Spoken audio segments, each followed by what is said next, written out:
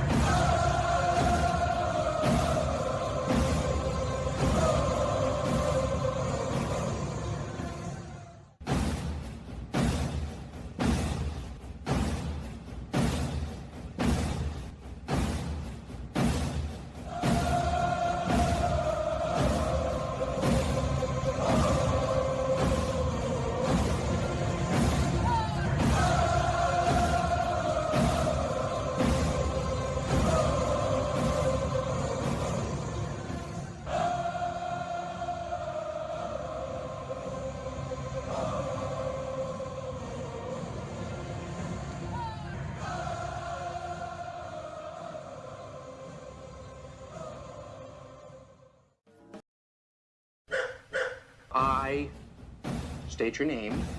I state your name.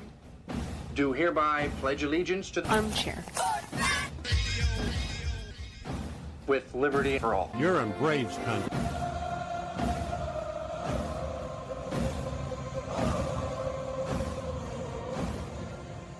Ladies and gentlemen, please direct your attention now to the area in front of the pitcher's mound for tonight's ceremonial first pitch. You can't drink like me, you can't smoke like me. So don't try and be like me. Let's party together. There's something kind of about a kid that's never played baseball. What the hell's going on out here? Well, scared because his eyelids are jammed and his old man's here. We need a live rooster to take the curse off Jose's glove, and nobody seems to know what to get Millie for their wedding present. We're dealing with a lot of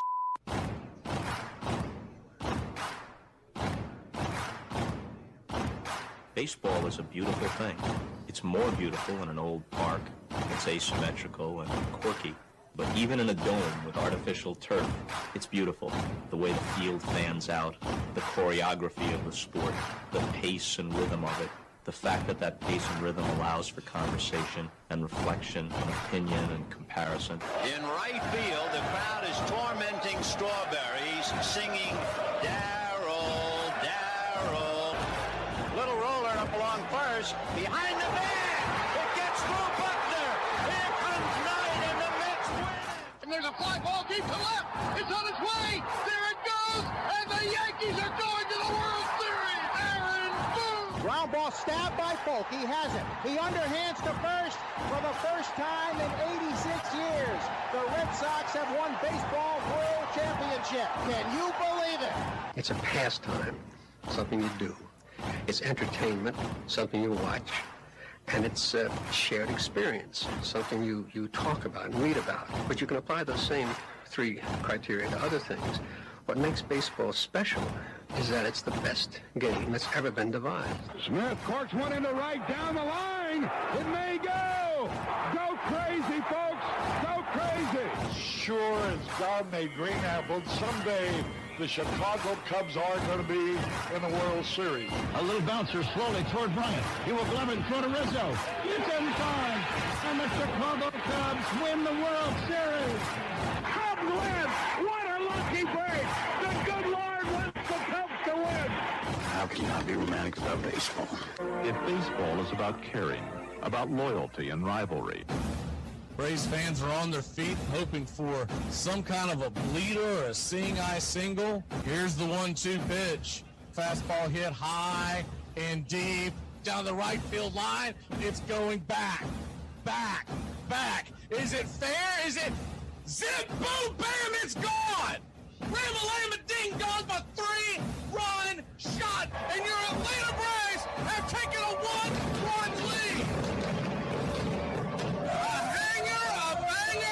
She's gone, baby.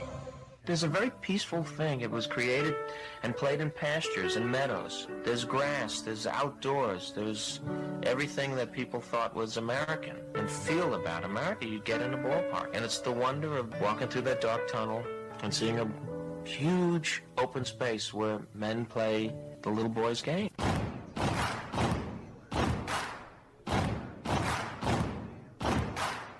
People will come. There come Paris's they can't even fathom. Not knowing for sure why they're doing it. They'll arrive at your door, as innocent as children, longing for the past. They sit in shirt sleeves on a perfect afternoon. They have reserved seats somewhere along one of the baselines, back when they were children. Cheered their heroes. It'll be as if they'd dipped themselves in magic waters. The memories will be so thick that I've brushed them away from their faces. People will come. The one constant through all the years has been baseball. America has rolled by like an army of steamrollers. Been erased like a blackboard. Rebuilt and erased again. Baseball to mark the time. This field, this game, it's a part of our past. It reminds us of all that once was good. And it could be again. Oh, people will come. People will most definitely come. We're all told at some point in time we can no longer play the children's game. We just don't know when that's going to be. Some of us are told at 18, some of us are told at 40. But we're all told.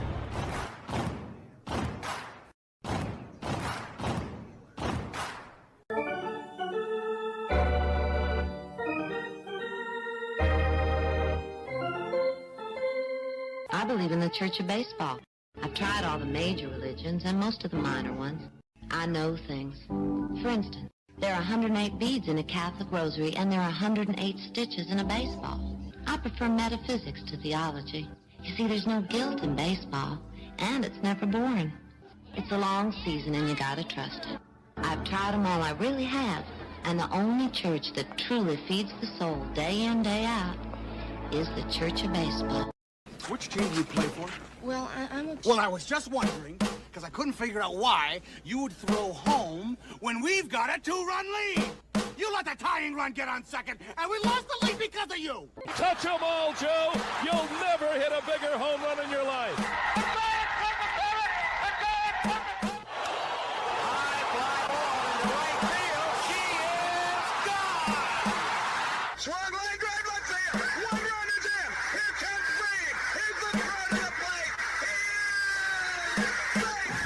You're in Braves country.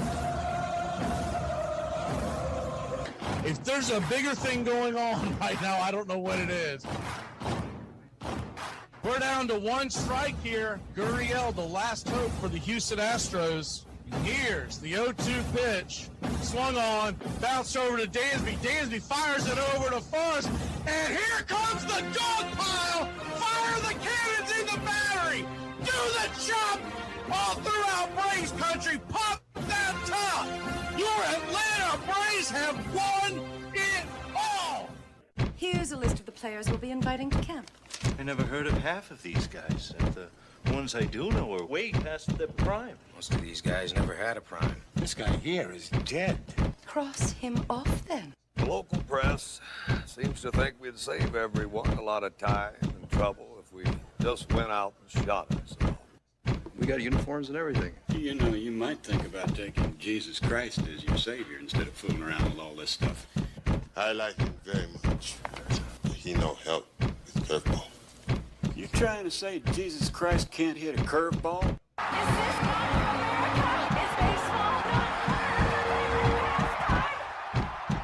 But I'll tell you, these fans are great. Listen to them. Hey, way to go, Rick. Oliver Ohio loves you. Come on, baby. Come on, Ricky. Come on, Ricky. The game doesn't stink. It's a great game. If you build it, he will come. You know, one of the best things about being an ex-big leaguer is getting freebies to the game. Call the front office, bingo. And once these fans recognize me, I probably won't even have to pay for my life here. Down it!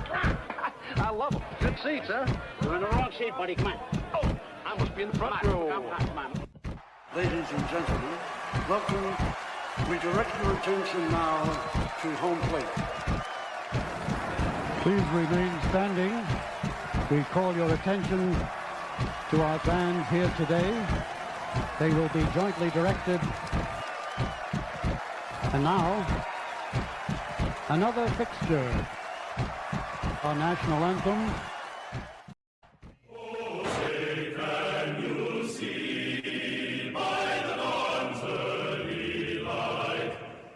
So proudly we hail at the twilight's last gleaming, whose broad stripes and bright stars through the perilous fight, o'er the ramparts we once were so gallantly streaming, and the rockets red there, the bombs bursting gave proof through the night that our flag was still there. Oh, say does that star-spangled banner yet wave o'er the land of the free and the home of the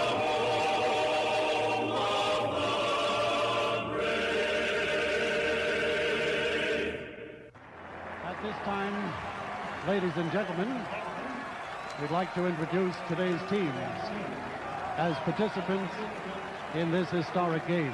Play ball! Good seats, hey, buddy? He missed the tag! He missed the tag! He missed the tag!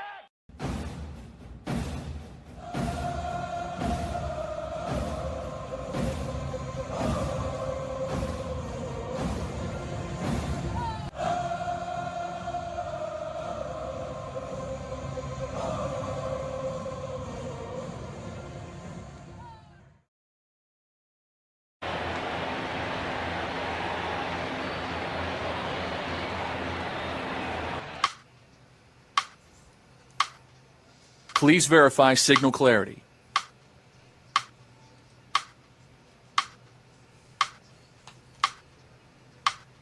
Please verify signal clarity.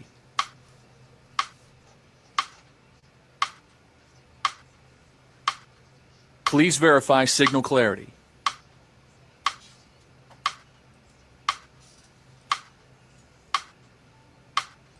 Please verify signal clarity.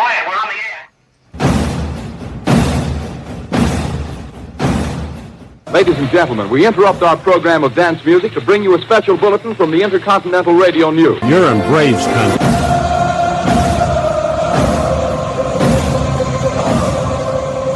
Good evening, Braves country. We are set for a 3-game series against those St. Louis Cardinals, and we hope you are doing well this Friday evening. We got a night game on Friday, we got a night game on Saturday, and then 2 o'clock, actually 2:15 on Sunday, and then it is off to the All-Star break. And we've got something that we're going to try to pull off on Sunday, but I'm going to wait to make sure that the weather is going to permit it at another broadcast we're planning on trying to do on Sunday morning. But I got to wait to see if the weather is going to permit it before I get ahead of myself, because we got to make sure that we're not going to trample all over the start of the St. Louis Atlanta game. So anyways, we'll talk about that probably tomorrow is when we'll get verification, but we are thinking about doing a doubleheader because it's Paul Skeens, it's Jacob Mizorowski, and that should be a fun one. But like I said, all that still hangs in the balance. Okay, let's go ahead and get into what's going on with the world of the Atlanta Braves. First of all, pitching matchups for this series real quick. It's Sale versus Leahy tonight. Braves have the deciding advantage. It's Lopez versus Liberatore on Saturday. It's about an even Steven. Liberatore's been pretty good. He's pitched pretty well against Atlanta, and Raylo has looked much better of late. And then you got the true toss-up on Sunday. J.R. Ritchie has moved into the starting rotation. They sent Hurston Waldrop down so that he could get some of this rust knocked off. I don't think long-term it's a problem. For people that think that for some reason Hurston Waldrop wasn't ready per se, it wasn't that. It's the fact they rushed him back. They've done this a few times this year for some of these guys, and it really is concerning from an organizational standard. It has nothing to do with the current coaches, managers of the Atlanta Braves. It has to do with the top and what are they doing. Some of it is by need, and they're kind of pushing the button early, but you can really ruin a guy, especially a young guy like Hurston Waldrop. So he'll go down. I do expect him to be back sometime after the All-Star break, probably August. They may wait to see how the dust settles after the trade deadline. But he could be back earlier than that. He's just kind of struggled with command a little bit, and he's got to get that back under control where he was at the end of last year.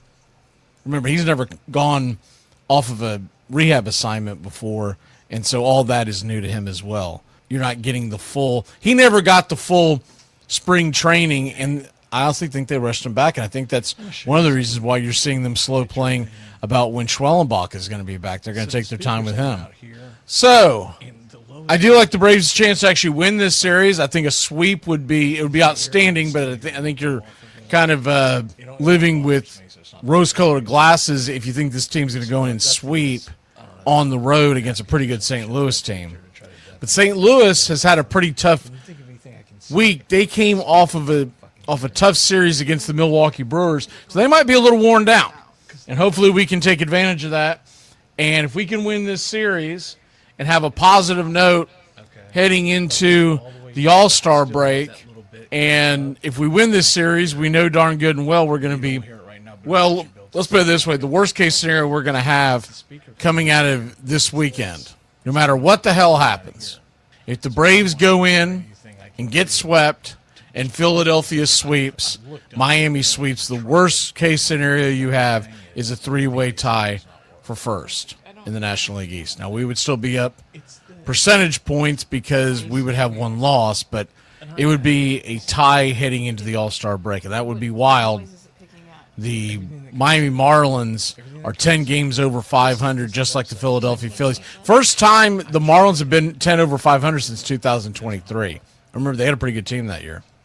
So they are 52-42, as are Philly. Braves are 54-38. And then you got the Nationals still kind of hanging around. They're 7 back. They're playing decent baseball. And the New York Mets, well, they are cooked. They are 15 games out. I was listening to the Philadelphia broadcast last night. It's kind of funny the way they put it, but they said that Mattingly and the reporters were talking about how the Philadelphia offense struggles on the road, and they couldn't really figure it out because there really was no rhyme or reason. And I'm sitting there listening to it because I had to rewind. I was like, did I mishear that damn thing? What did they just say? Why do they hit better in Philadelphia than because they play in a popcorn stand? It's not a real baseball park. They play in a popcorn stand. And you're at home. Most teams play better at home anyways. But you play in a popcorn stand. When you go on the road, you're playing on totally different grounds, different dimensions, et cetera, et cetera. And I'm not taking away from the fact the Phillies played very good baseball. They truly have. But for it to be like it's some kind of a secret or riddle why you hit better at Philadelphia in that little small park, ask Matt Olson why he hits better in that park than just about any other park he's ever walked onto. But to sit there and be bewildered, I'm not saying it's Colorado, but it's not far from it. And so I just thought I'd share that little tidbit. I mean, I was sitting there laughing, and I was like, man, they really do live in their own little bubble. They don't really know what the hell's going on. All right, looking at the rest of the National League, the Dodgers are cruising. They're 14.5 in front of the Diamondbacks and the Padres. That division is done. Milwaukee's starting to pull away. They've got a 7-game lead on Chicago. I said it at the beginning of the year. I repeated it about a month ago when they were neck and neck, and I'll say it again. Until someone gives me a reason to ever pick anybody but the Milwaukee Brewers to win the NL Central, I'm gonna die on that hill. I'm going to die on that hill. because year in and year out, they're the most consistent franchise in all of baseball that does more with less. And I'm talking about the money that they're able to spend. You used to be able to say that for Tampa Bay, but from time to time, Tampa Bay has a down year. They've had a couple of down years recently. They're playing very well this year. They're 4 games up on the Yankees in the AL East, and they are, well, it's a 2-team race there. It's the Rays and it's the Yankees. The AL Central, they are in a tie, although the White Sox are 1 game in front in the loss column. They are in a current tie, White Sox and Guardians. Twins are hanging around. Really is interesting. The Twins are hanging around.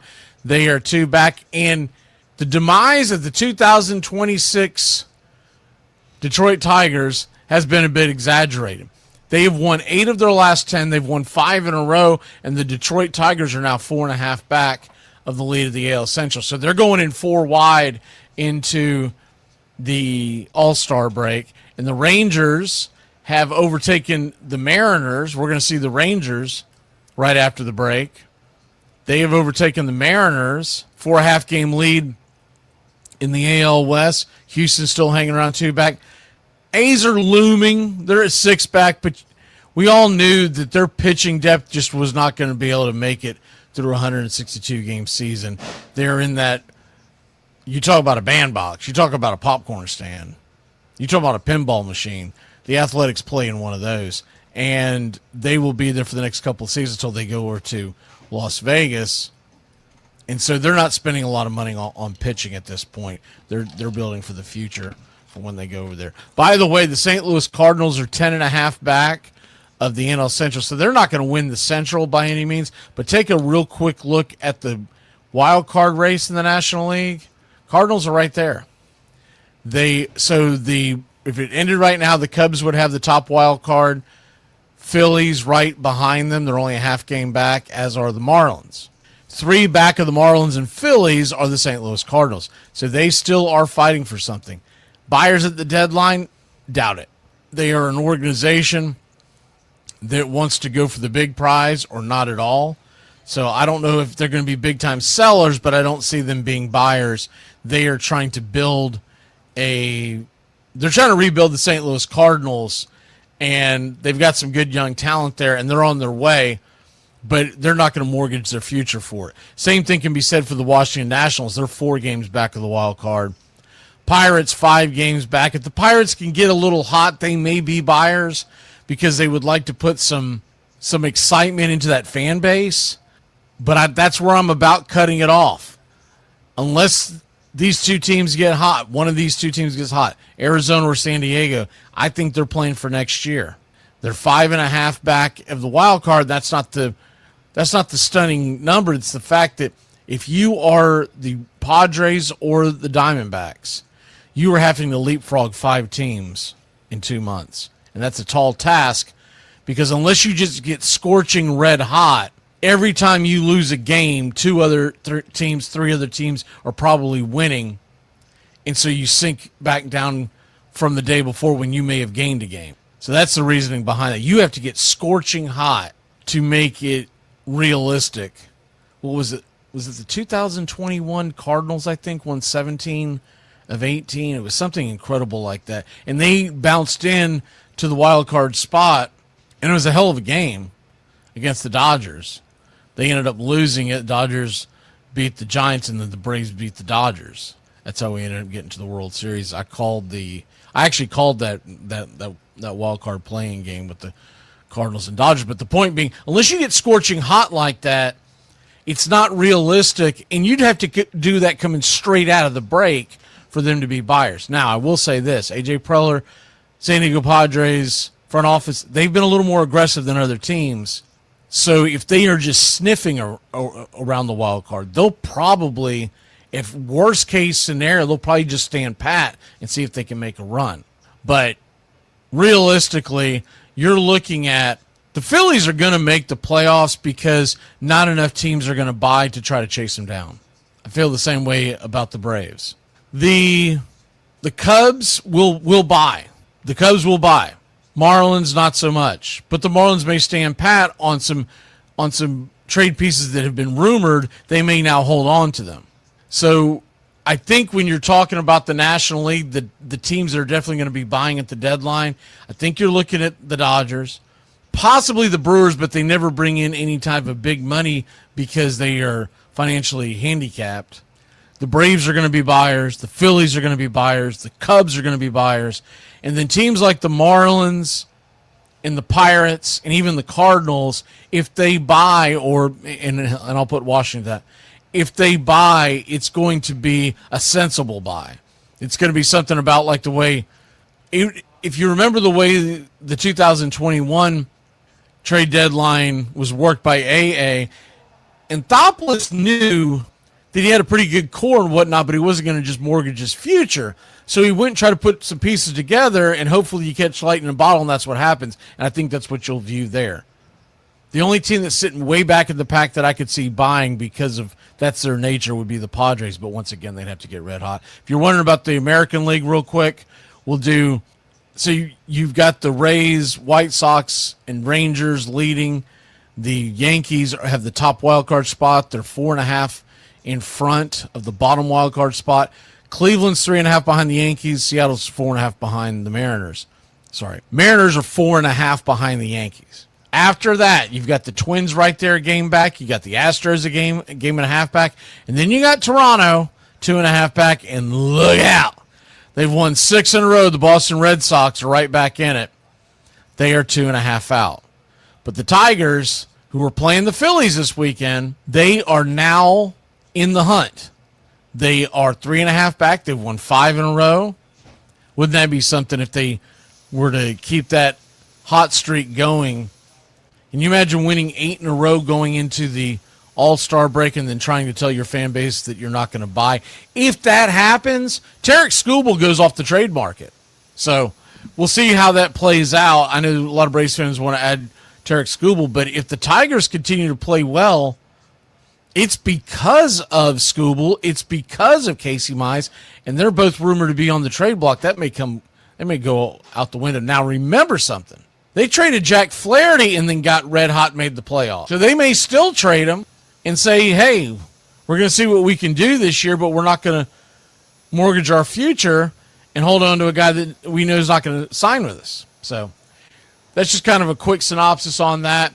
As far as other things going on with the Atlanta Braves, real quick, we put this on the post earlier today. Robert Suarez has not begun throwing yet. Now, with the reliever, it doesn't take as long to ramp him up, but he has not began throwing yet. And so my guess has always been he's not back until August, and that's probably what we're looking at. He last pitched June 19th, and so we're approaching a month. He's not back by early August. Then you really start worrying, is he done? He's done for the season. There's been no indication of that, but you do start worrying that. Waldrop was sent down today. They're going to try to keep him stretched out as a starter. J.R. Ritchie gets the start instead. And you look at the fact that he's allowed 10 runs in 13 hits in 10 and 2/3 innings since coming back from the injury. They're just trying to reset him so that he's not as rusty, as we talked about earlier. There's no new news on Strider, and I still believe Acuna is going to be back shortly after the All-Star break because they're talking about him going on a rehab assignment next week. If he goes on a rehab assignment next week, he could be back for the homestand that opens up after the All-Star break.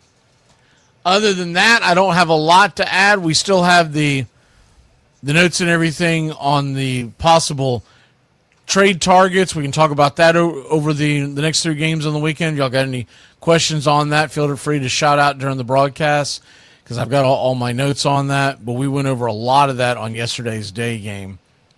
And so, and we'll be updating this when we come out of the break. The MLB trade deadline is that very first week in August, and I believe it's a 4 p.m. Let me double check this. I believe it's 4 p.m. on that Monday, which is August 3rd. Let me double check it real quick. 6 p.m. That's right. They've pushed it back 2 hours. I forgot about that. They did that a couple of years ago. It used to be 4 p.m. They do it 6 p.m. now. Stupid as hell, but I don't know why they don't just go ahead and make it 4 p.m., but that's neither here nor there. 6 p.m. Monday, August 3rd is the deadline. The Braves on the trade deadline, August 3rd. We are off. And look, they don't have to wait till the 3rd. So all that upcoming week going into it, I'm talking about from Friday, July 31st, all the way through Monday at 6 p.m. on August 3rd. Any of those big moves could happen. Obviously, they could happen beforehand. But you don't start seeing the big moves happen until about a week before the deadline because certain teams go, screw it, we're going to go ahead and get this guy because we don't want someone else to undercut us. And Thopples has been known to make moves during the All-Star break.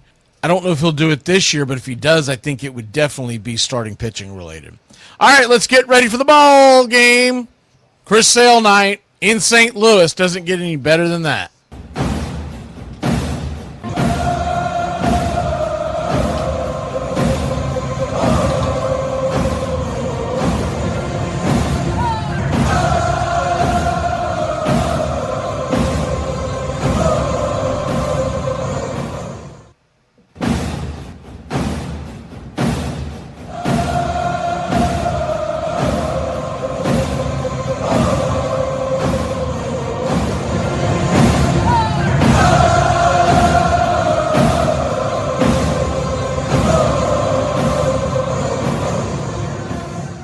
On a beer? 7 o'clock in the morning. Scotch? Hey, howdy, hi, and how the hell are you? Pull up an armchair, girls and boys. Pour you a cold one. It's time for Braves Country Baseball. You're listening live, and the Atlanta Braves are on the road again. We're set for pitch by pitch, play by play, the classic call, Braves Country Baseball. Hi, I'm Mac McGee. It's time to put it all aside for what should be a great game here on the Diamond. As we take you out to the old ballpark, kick up your feet, let's take a journey back to the golden age of radio baseball. We'll do our best to paint the picture as the game goes along. Roll call is on the way. It's time to join the country club, join in the fun. It's time to chop along. Go ahead and put your game face on. Here are the starting lineups for today's action.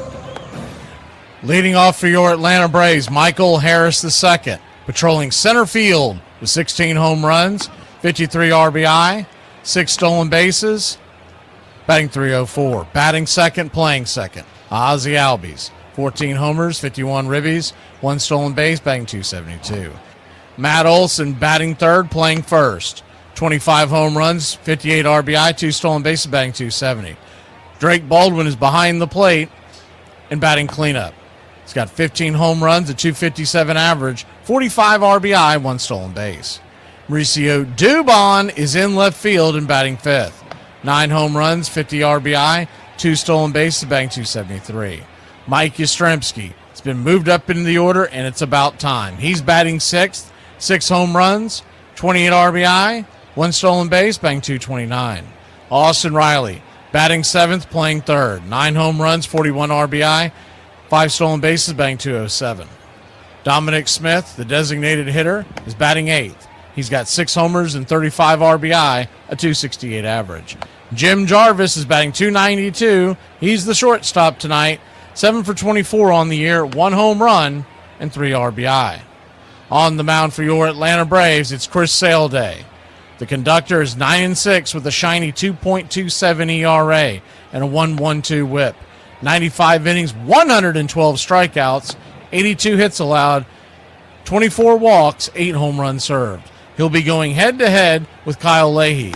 The right-hander is 7-4 with a 3.86 ERA and a 1.45 whip. 86 innings, 92 hits allowed, 73 strikeouts, 33 walks, 9 home runs served. Backing up Leahy in the bottom of the first inning for the St. Louis Cardinals, leading off, second baseman J.J. Weatherholt. 13 home runs, 36 RBI, 9 stolen bases, batting .267. Herrera, the designated hitter, is batting second. 11 home runs, 40 RBI, 5 stolen bases, batting .249. Jordan Walker is batting third and in right field. 22 homers and 73 RBI. 12 stolen bases, a .294 average. Velazquez is batting cleanup and in left. 4 homers, a .255 average. He has 12 RBI. Alec Burleson is at first base, batting fifth. 15 home runs, 66 RBI, 3 stolen bases, batting .278. Batting sixth, the shortstop, Mason Wynn. 4 home runs, 38 RBI, 7 stolen bases, batting .247.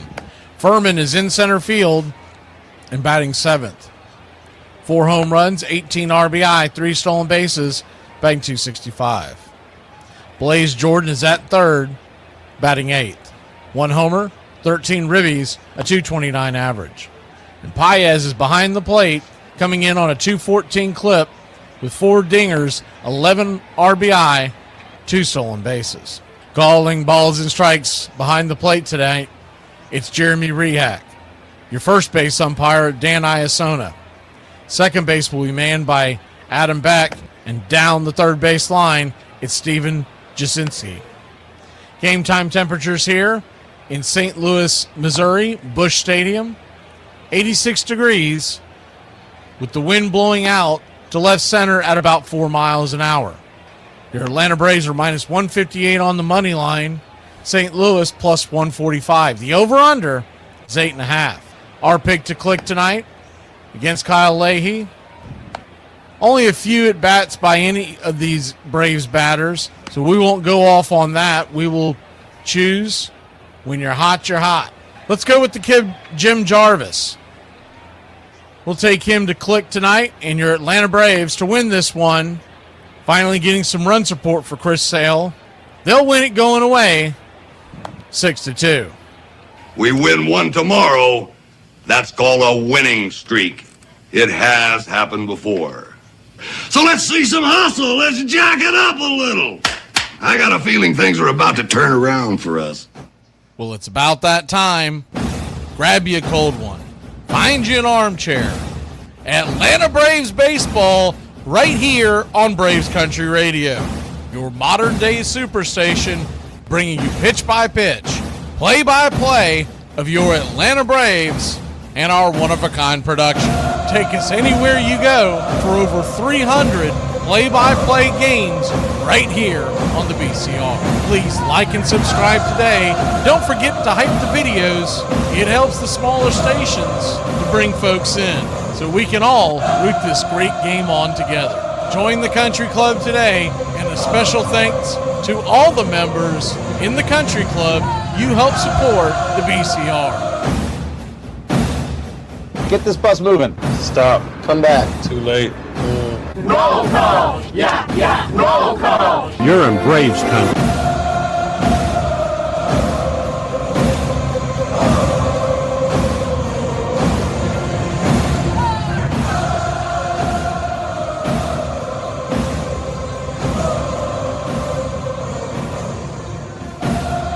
Good evening, Braves country! Let's get it rocking, let's get it rolling. Good to see you, Randy Brown, downtown Randy Brown. Tree Nug! My man, Nathaniel Brooks. Uncle Charlie. Susan Gray. Scotty B.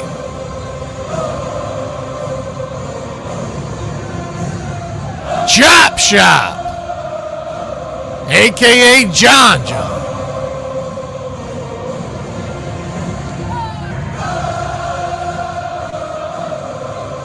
Oswaldo Perez. Velvet, good to see you. Long time, no time. I'm guessing the World Cup's coming to an end, so we're starting to see some folks pop back in. Good to see you, Velvet. Gary the Real McCoy, Royal Peter. Slippy Toe.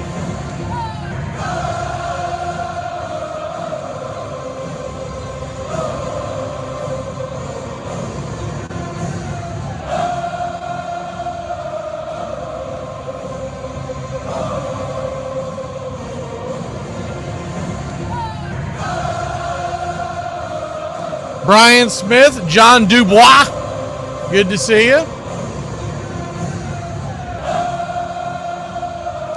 Teddy Reed, what you talking about, Willis?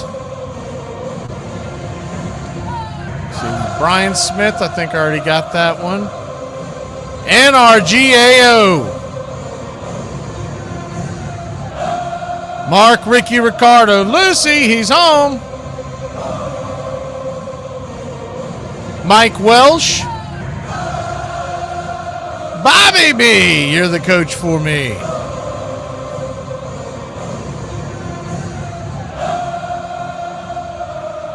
Dirty Bird. We are just about set for pitch-by-pitch, play-by-play. Your Atlanta Braves, let's get set, let's get ready to rock and roll and win another one of these baseball series they talk so much about.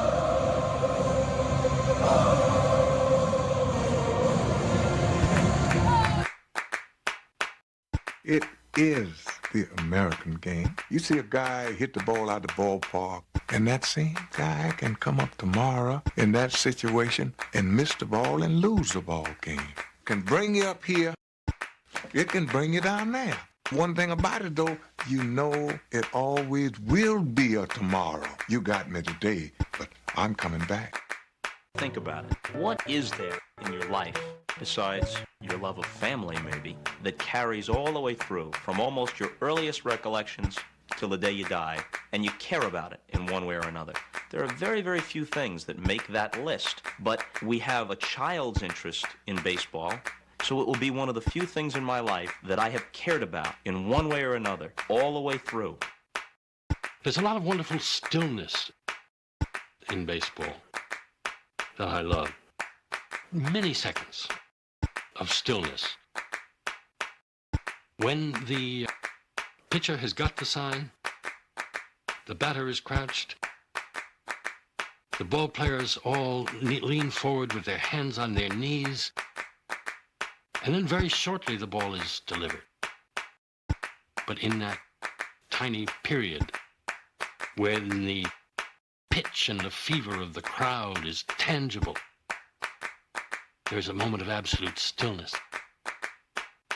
that I treasure. The best of us keep as much of that childhood with us as we grow into adulthood as we can muster. And the most creative, the most happy, the most fortunate of us are those who don't lose the sense of play. And even after we're past the point of being able to actually play the game with any skill, if we love it, then it's like Peter Pan. We remain boys forever. We don't die.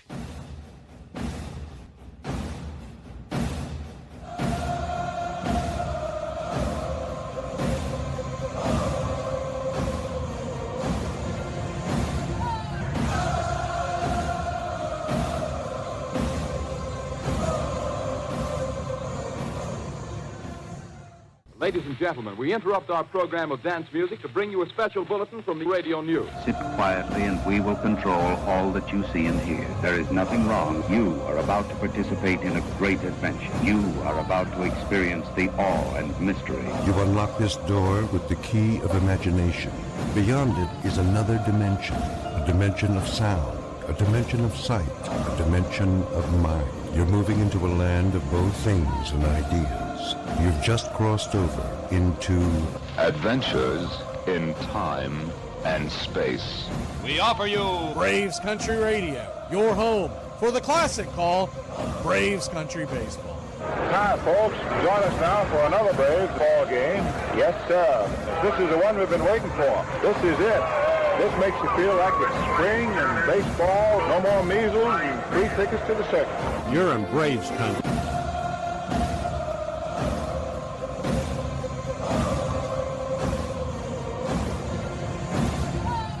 This is a reminder, disorderly conduct will not be tolerated.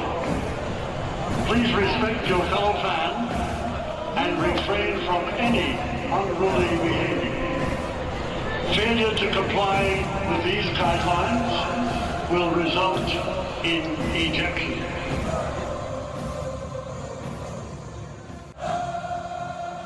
It's all mixed up with peanuts, tobacco juice, and a hearty feeling among the fans joshing each other. Always this raucous, good spirit. Everybody came to have a good time. The whole stands full of people all roaring. In baseball, never known an instance where so instantly a whole crowd could be brought to its feet, roaring with delight over just a clean crack of a bat against the ball. A lot of room in right center. If he hits one there, we can dance in the streets. Line drive and a base hit. Just as the score of the tying run. Green to the plate. And he is safe.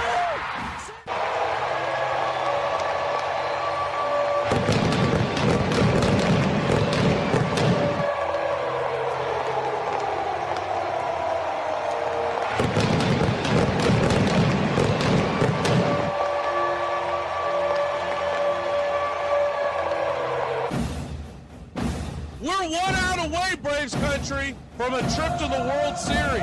Whatever superstition you've got, do it. The entire city of Atlanta, the entire South is standing on their feet, trying to will the Braves into the World Series. Here's the 1-0 pitch. And swung on and ripped over to Dansby Swanson. Dansby's got it. He fires on to first. Baby, sound the trumpets.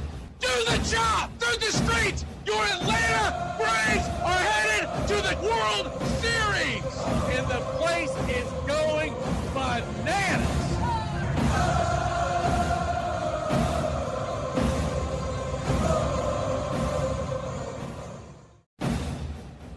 Although edited, tonight's thriller contains suspense and violence which may be unsuitable. Parental discretion is advised.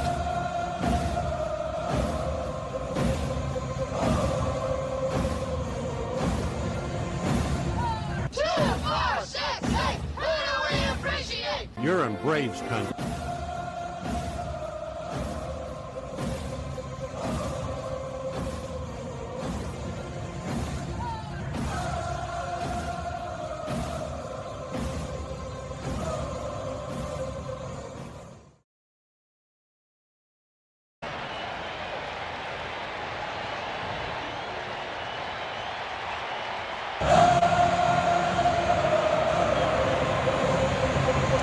Good evening, Braves country. Been monitoring the weather. There's a chance we could get a rain delay, but the game is good to go to get started.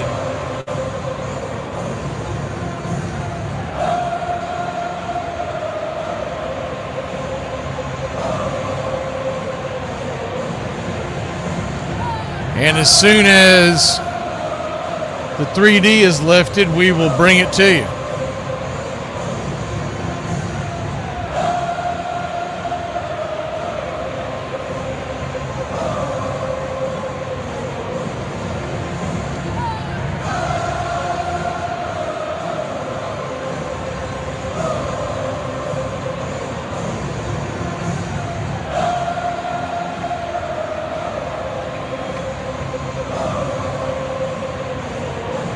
Kyle Leahy is the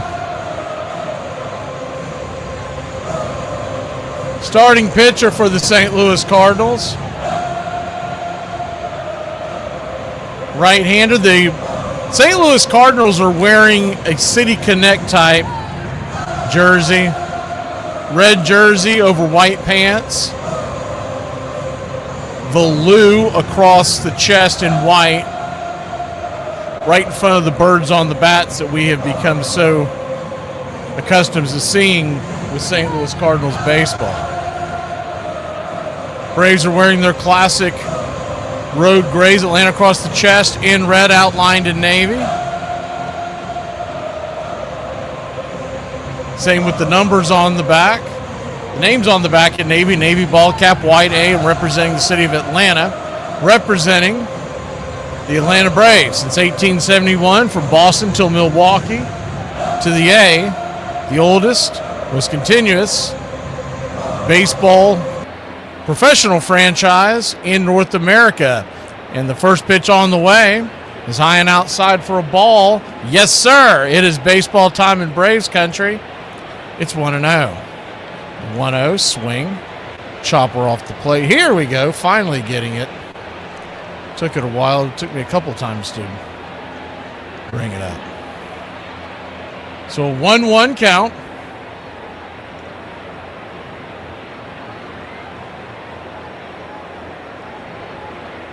Infield back and to the right.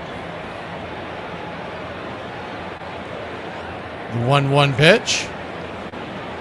A little bit outside. Ball 2, 2-1. The 2-1. Swing. Fouls it back. And that'll make the count 2-2. Left to right across the outfield for the Cardinals. It's Velasquez, Furman, and Walker. Round the horn, third to first is the 2-2 pitch. Upstairs, caught looking, strike 3. Got to swing the bat, Michael. Bender got him. Buckled his knees. One away. Third to first around the horn, it's Jordan, Wynn, Weatherholt, and Burleson. Paez behind the plate, and of course Leahy is on the hill. Ozzie Albies coming to the plate, righty-lefty. And the first pitch on the way is a four-seamer. Misses for a ball. It's 1-0. 1-0 count. Kicks and fires. Swing. Lifted. High into center field. Not very deep. Very playable. It's going to be an F8 in your scorecard. Caught by Furman. And there's 2 down. Got some dark clouds behind the stadium, behind the St. Louis Arch. It's right behind the new Busch Stadium. What you'll get from Leahy tonight is a four-seamer, a curve at 28 and 16% of the time, respectively. Slider 16% of the time, sinker 13, changeup 13, and a sweeper 13. So he is a true kitchen sinker. As the first pitch is outside wide on the outer edge for a strike to Matt Olson, it's 0-1. He'll throw everything but the kitchen sink at you. The 0-1. Misses high, 1-1. Currently has a 3.83 ERA. Here in the first half of the 2026 season. The 1-1 pitch to Olson. Outside. 2-1. 2-1 count.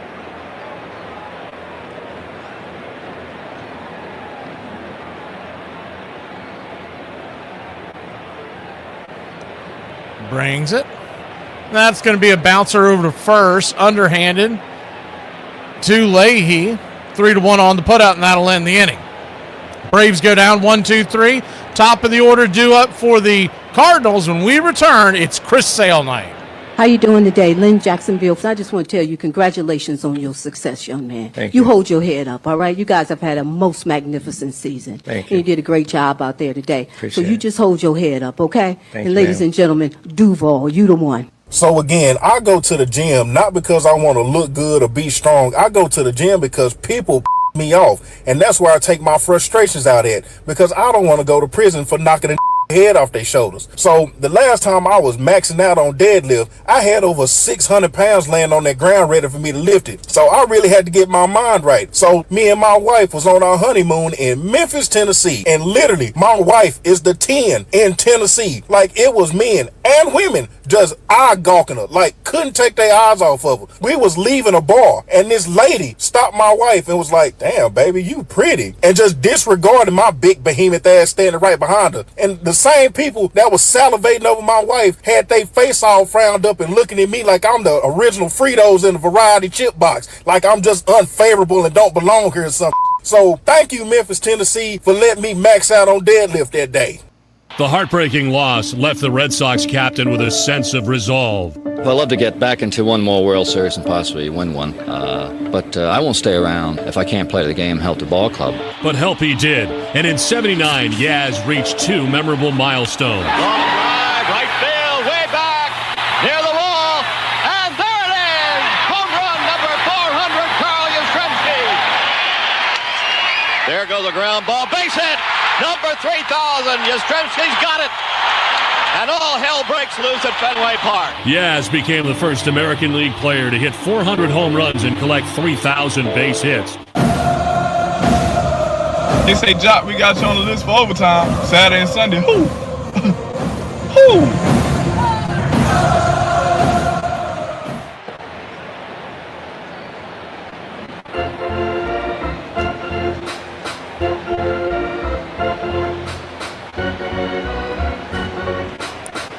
Welcome back, ladies and gentlemen. Chris Sale is your pitcher tonight. He comes in with a slider four-seam mix that you'll get the majority of the time. It's a four-pitch mix overall, but the slider and four-seam come in at even Steven 80% of the time. Then the other 20%, it's almost even as well with the changeup and sinker. So 40-40 on the slider four-seam, and it's 10.5 changeup, 9.5 on the sinker. And the first pitch on the way from Chris Sale, down below the knees, called for a ball. It's 1-0. Your home plate umpire, Jeremy Rehak, giving the calls of the 1-0 pitch. Chops it foul. 1-1. It'll be J.J. Weatherholt, then Herrera and Walker. Got to be weary of Jordan Walker. 22 home runs on the year. He cranked one against the Braves in the series in Atlanta. And I saw him in a mammoth shot last night against Milwaukee. First pitch on the way.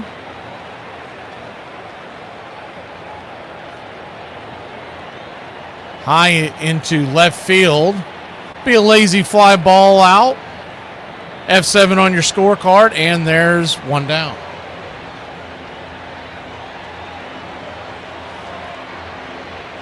One up, one down.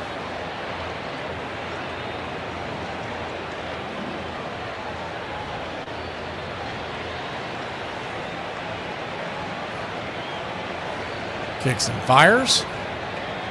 A little bender down below the knees to start off the at-bat versus Ivan Herrera. It's 0-1. 1-0, excuse me, the 1-0. Infield back into the left. Swing! Fouls it straight back. Came in with the four-seamer. That one's cooking at 97 miles an hour.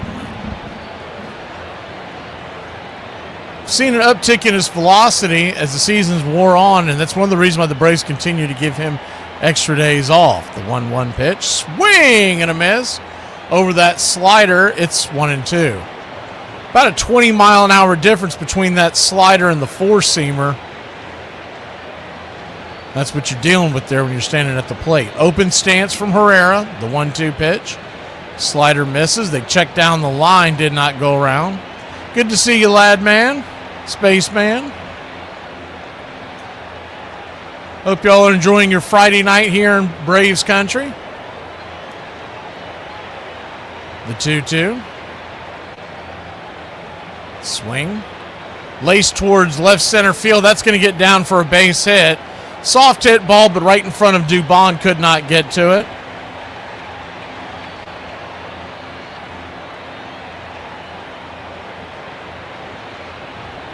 So 1 on, 1 out for the Cardinals.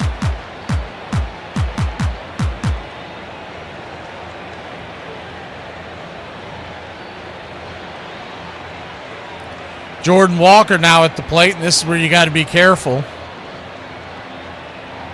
Double play would get him out of the jam. Big Jordan Walker standing in. First pitch, swing and a miss over the top. It's 0-1. Jordan Walker.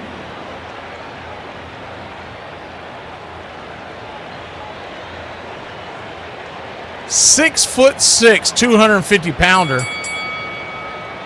And he's from Stone Mountain, Georgia. An Atlanta area kid.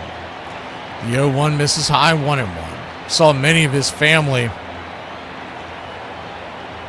coming to the Braves-Cardinals series. Played his high school ball at Decatur in Stone Mountain, Georgia. Drafted by the Cardinals in 2020. The 1-1 rips it foul down the line. 1-2. It's the 21st pick in the first round in 2020. 294 on the year, 22 home runs. And he was almost instantly the top prospect in St. Louis the moment they got him. Speaking of that, the MLB draft is tomorrow. We'll be keeping an eye on that for you. Takes place during the day. Braves Cardinals tomorrow night. The 1-2.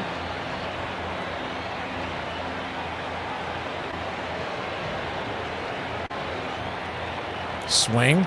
on the ground over to second. Ozzie flips it, and grabbing it and firing it to first is Jarvis, and that's a 4-6-3 double play. Just what the doctor ordered. We'll go to break. 0-0 your score. The Drake leads us off. Where do you come from? Where do you hail from? You're in Braves country.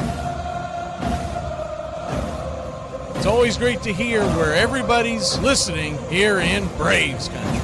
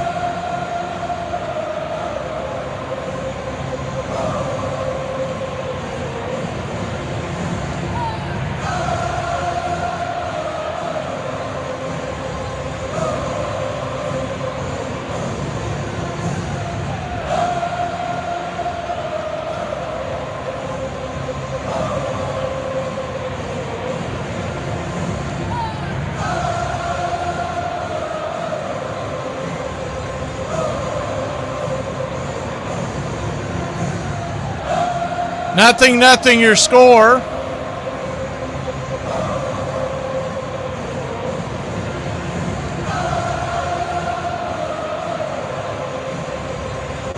First pitch on the way to start the inning to Drake Baldwin is a strike there on the outer edge. It's 0-1.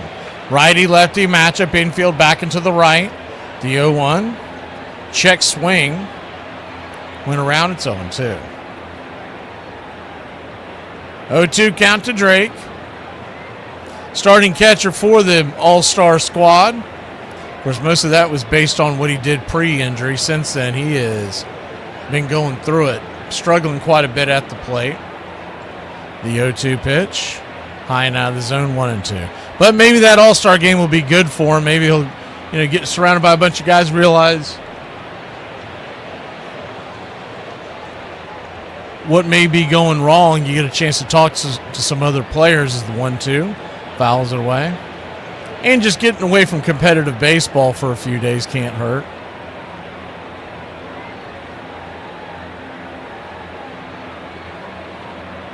The 1-2 count. Misses high, 2-2.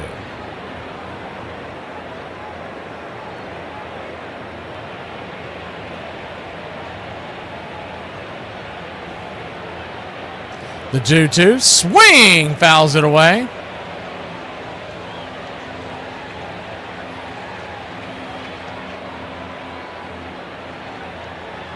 Detroit is giving us good news. We talked about this in the pregame show. They're hosting the Philadelphia Phillies tonight.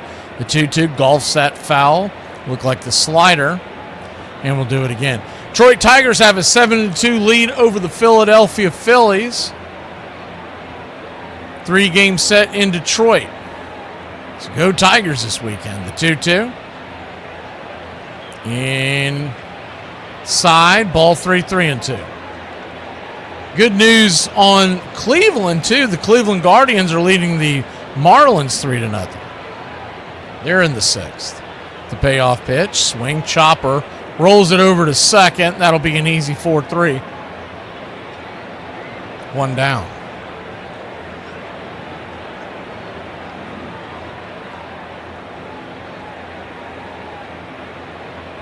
St. Louis Cardinals extended J.J. Weatherholt to an 8-year, $112 million deal today that was announced. Other news, Pavin Smith was designated for assignment by the Diamondbacks. First pitch upstairs, called for a strike. Mauricio Dubon, it's 0-1. The 0-1 count. Swing. Chopper back up the middle. That'll be an easy 4-3. And the Braves quickly down in order. First 5 batters.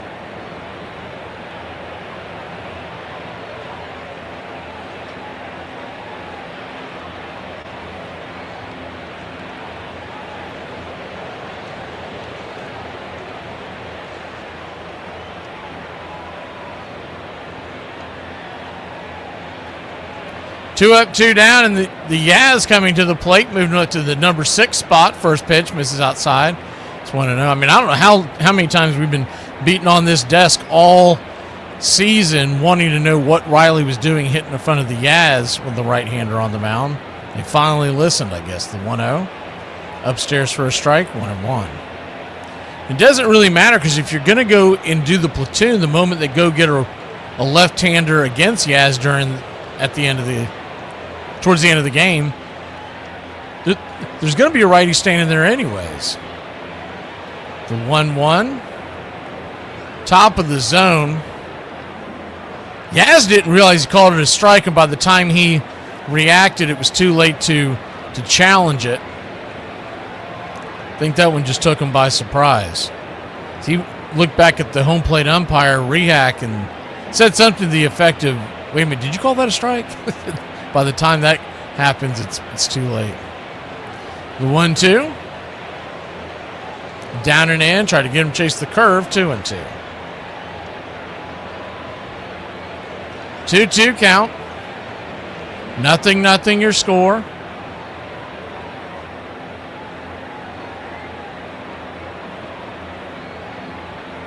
Pitch on the way. Swing and a miss. Strike 3, and that'll end the inning. So the Braves go down in order, 2 consecutive innings. We go to the second inning here in Braves country. Afternoon, everybody. What a day. I use a drink. Nothing like a cold one after a long day, huh? So, how much do you drink? I think I'm good for about 10 or 12. 10 or 12 a week? That's not bad. Well, a week. You drink 10 or 12 beers a day? You counting beers, too? How reckless of me. I made you all wet. Yes, but my martini's still dry. She turned out to be a part-time model and a full-time pickpocket. Oh, yeah. I've been known to drink a beer or 2. But then again, I've been known to do a lot of things. You drinking anymore? Oh, me? No, I quit drinking, dude. You never gonna drink again? Nope. You wanna stop at the bar by the Chinese restaurant? Just get a quick shot, me and you, and then we'll go? Yeah, the bar they got in the back. Oh, the Chinese bar? Okay. What's shaking? All 4 cheeks and a couple of chins. I thought you said they didn't have alcohol. Run back to your mix master. Cook up a few more of these. Cigarette? No, I never touch them. Yeah. I suck them down like Coca-Cola. I expose people to magic. I expose them to something they're never otherwise going to see in their boring, normal lives. And I gave that to them. I may forget about them tomorrow, but they'll live with that memory for the rest of their lives. And that's a gift, man. One of the women said that she was afraid she might OD. I thought that was a limit drop. I didn't think it was tequila. What's that got to do with me? You and me are gonna have a small talk later on. I'll be busy thinking of things to say. Doesn't your wife ever complain that you never spend any time with her? Would you? Could you keep it down to a low roar? Some of us have to work. Put that money down, pal. Yeah, I'll be ready. There goes the 2 weeks at camp. I promised the kids this summer. My birthday, give me a beer, stick a candle in it, and I'll blow out my liver. Here's to feeling good all the time. Perfect. Cheers. Cheers. This crowd's back into it now.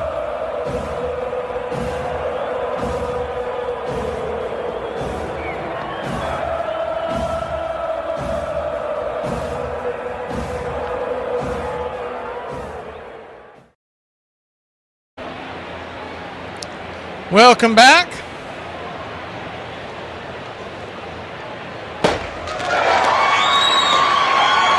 We accept one of us. We accept one of us. Uber gobble, Uber gobble, Uber gobble. One of us. We accept that one of us. We accept that one of us. Uber gobble, one of us. Uber gobble, one of us. Uber gobble. Shut up! Oh my God! Chris Sale goes back to work. First pitch on the way. Swing and a miss. High heat. Blows it right by him. It's 0-1. Thank you, Uncle Charlie. Looking at the radar at the break, and I tell you what, it doesn't look good. And the 0-1 pitch, swing, punches it back foul. It's 0-2. You know, St. Louis was all about, let's get this game started, get Chris Sale about 3 or 4 innings in, and then if there's a long rain delay, you burnt your best pitcher. Not a lot you can do about it, but looking at that radar, I think we're going to be in for a long rain delay in about an hour possibly. Hopefully it misses the stadium, but it didn't look good on the radar I saw. The 0-2. Swing and a miss, strike 3, and there's 1 down. Keep waiting for the weather goat to pop his head in on X. He's usually pretty on the money with these games.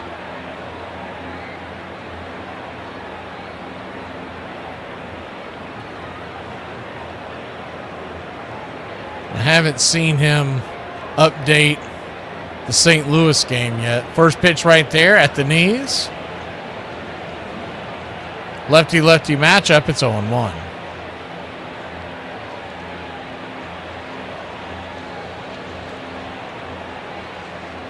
The 0-1. Right there for a strike. 0-2. So an 0-2 count.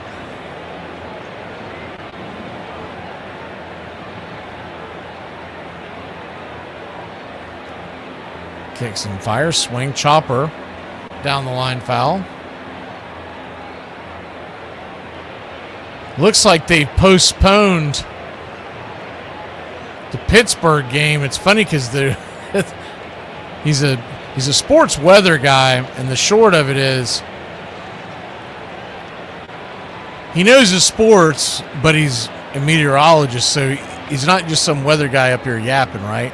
The 0-2, swing and a miss, strike 3. Chris Sale making it look easy so far. 2 down. Second strikeout of the game. But according to him and the radar and the fans in the stands who are tweeting him and whatnot, he said if anyone has any reason why Pittsburgh wouldn't want to play tonight, let me know. The weather is fine and has been for over an hour, but they have postponed the game evidently. And he's showing the radar. It doesn't look like anything's heading to the park. First pitch right there at the knees, it's 0-1. Maybe Mike Yastrzemski's grand slam knocked it out of him. They don't want to play. I've got one theory. The 0-1. Swing and a miss over the top, it's 0-2. If they push everybody back and they don't make up that game, maybe they're trying to avoid seeing Mizorowski. It's supposed to be Mizorowski versus Paul Skeens on Sunday, the 0-2 pitch. Down and away, 1-2. 1-2 count.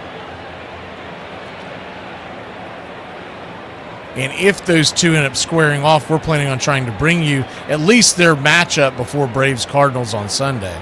The 1-2. Swing and a miss over the top, strike 3, and that'll end the inning. Chris Sale cruising. We go to the top of the third. Here in Braves country, 0-0 your score.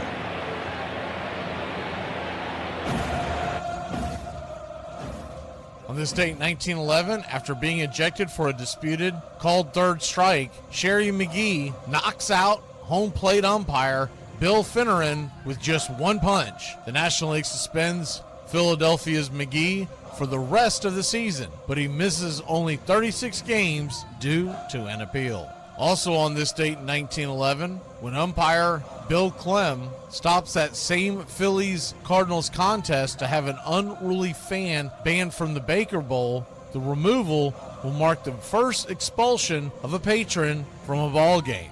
At the time, the standard practice was to use bodyguards after the contest to protect the arbitrators rather than risk the crowd's ire by ousting one of their own. And on this date in 1920, the Gray Eagle, Tris Speaker, who has collected 11 consecutive hits, is finally thwarted by Washington hurler Tom Zachary. Speaker's effort establishes a record that will last until 1938 when the Red Sox third baseman, Pinky Higgins, hits 12 in a row. And that's your Braves Country Radio on this date in baseball history. Find us on YouTube and Facebook today.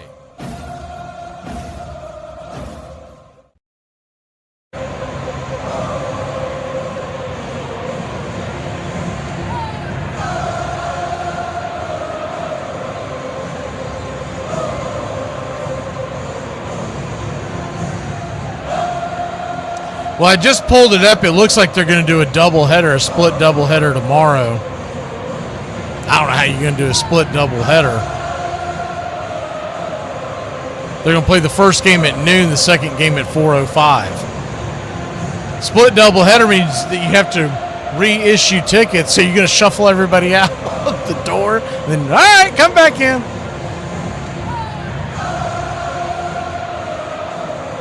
But that's what they're claiming. You country club members, we got the Chris Sale emoji. Changed that up, I think 2 starts ago. I think I like that one a lot better than the old one we had. First pitch on the way upstairs to Austin Riley. It's 1-0. There's already 2 people sitting behind home plate with umbrellas up. The 1-0 pitch, swing, rifles it back foul into the night. 1-1. So we could end up with the rain delay in the near future, but hopefully it avoids the stadium. The 1-1 pitch, swing, smacks it high, fairly deep, but well before the warning track. Jordan Walker will make the catch, 1 away.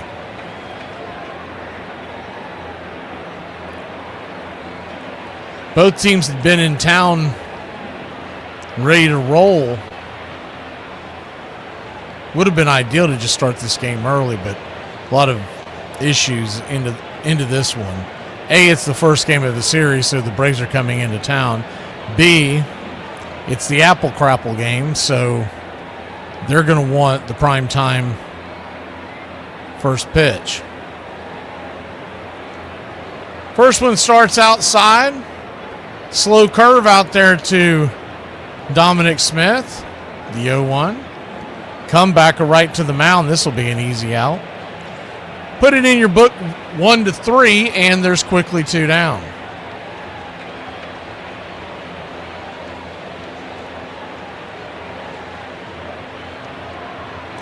So, yeah, that's the details of that Pittsburgh game that we were just talking about.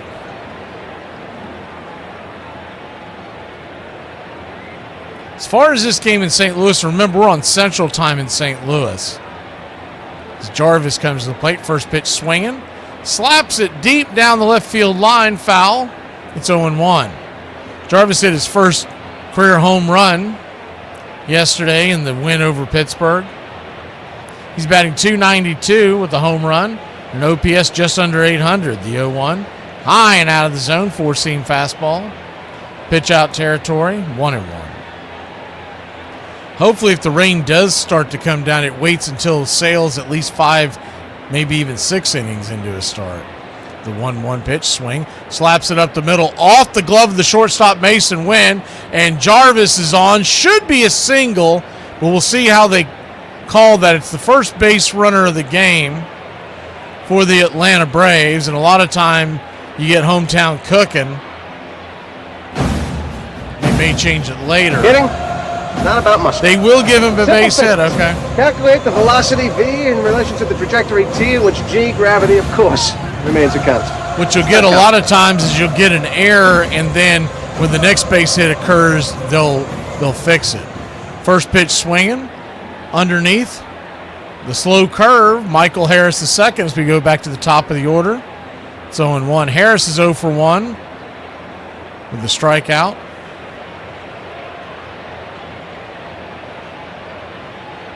The 0-1. Four-seamer right down the pipe, 1-1.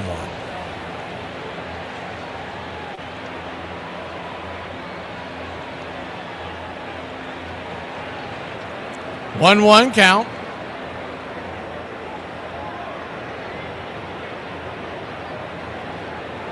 Down and in. 0-2. No runs, 1 hit, no errors for both teams. We're in the top of the third. Atlanta versus St. Louis, game 1 of a 3-game series.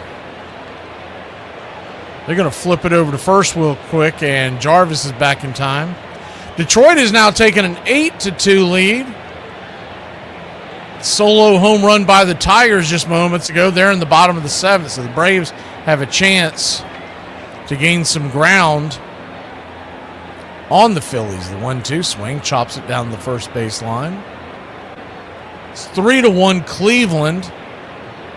And they're in the 7th inning. If that score holds, we could gain it on both of them. Marlins have been red hot. They swept the Mariners out of the building to start the week. Sandy Alcantara is pitching today versus Messick. So it's been a pretty good pitching matchup. I've kept my eye on it as I was getting ready.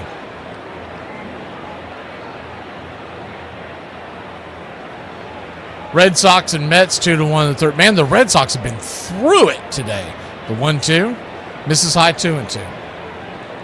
They were leaving the White Sox series where they just swept Chicago White Sox. It reminded me of what happened to the Braves trying to leave the Chicago in their series versus the White Sox last month. And it started the Braves skid where the Braves got no sleep on the transfers. The 2-2 pitch swing, ropes it over to second, a hard-won hopper right into the teeth of the defense. Good old Adam Ball and J.J. Weatherholt will put Michael Harris down. We'll be back in a flash ball in the third we go here in Braves country.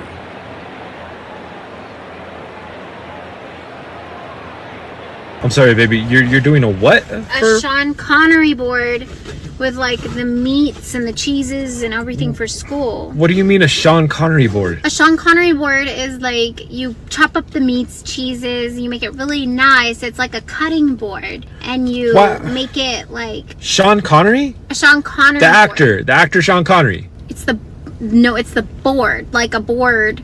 It's for eating. It's like decorative, and you have like all these different meats and cheeses, and it's like people do like Sean Connery board. I'm not positive, but I'm going to say that you're thinking of a charcuterie board. No, the name is Sean Connery. Like James Bond. Sean Connery. No, it's Sean Connery board is like the cutting board that has like the meats and cheeses, and like it's decorative and it's really pretty. Why would that be a Sean Connery board, baby? Explain that to me. That's what it's called. Why would it be called that? Because that's what it's called, is a Sean Connery board. And it's like decorative, and you bring it to like Is it shaken, not stirred? What does that mean? Nothing. It's fine. I'm not stupid. Wait, okay. I'm not. All right, no, that's cool. I'm gonna be a doctor. I'm not. That's good for you, baby. Good for you.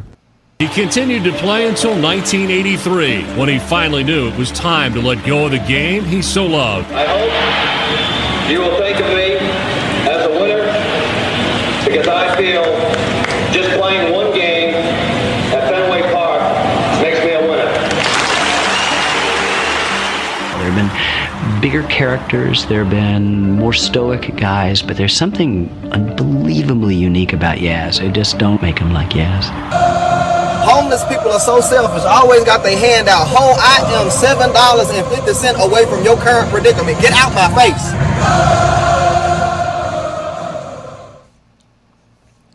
Welcome back. Bottom of the third we go. So, I was texting into the chat during the break. Rafael Montero, remember that? I mean, he had some good outings. He had some bad ones. As the first pitch on the way inside to Chris Sale, misses for a ball to Jose Furman. It's 1-0. And towards the end, he was just a guy you put in there. I mean, we were just trying to get through the season last year, remember? The 1-0 swing, belted deep down the left field line, but foul. What's going on with Zombie Catcher Boy again? He's back. See if we can get rid of him.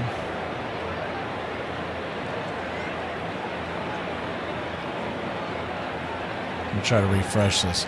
Anyways, As Chris Sale turns and kicks. Swing, chopper down the line. 1-2. So a 1-2 count. We're reloading the 3D to get rid of the zombie. Is it zombie umpire? Y'all always call it zombie. It always reminds me of Scarecrow sitting there with the arms wide out open. The 1-2 down and in. Did not get it, and it is 2-2. Said it was just short. Here we go. Anyways, that Rafael Montero, remember we sent him to the Tigers in a very, nonchalant trade last year as the Braves were well out of the mix. The 2-2. Went around strike 3.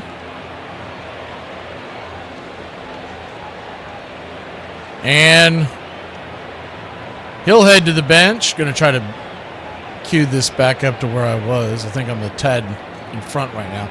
Anyways, that's how the Braves ended up with Jim Jarvis. It was that trade with Rafael Montero to the Tigers. He was drafted by the Tigers in the 11th round of the 23 draft. And it's one of those trades that you don't even pay attention to at the time because it was a no-name. First pitch is right there at the knees. Called for a strike. It's 0-1. The 0-1 from Sale.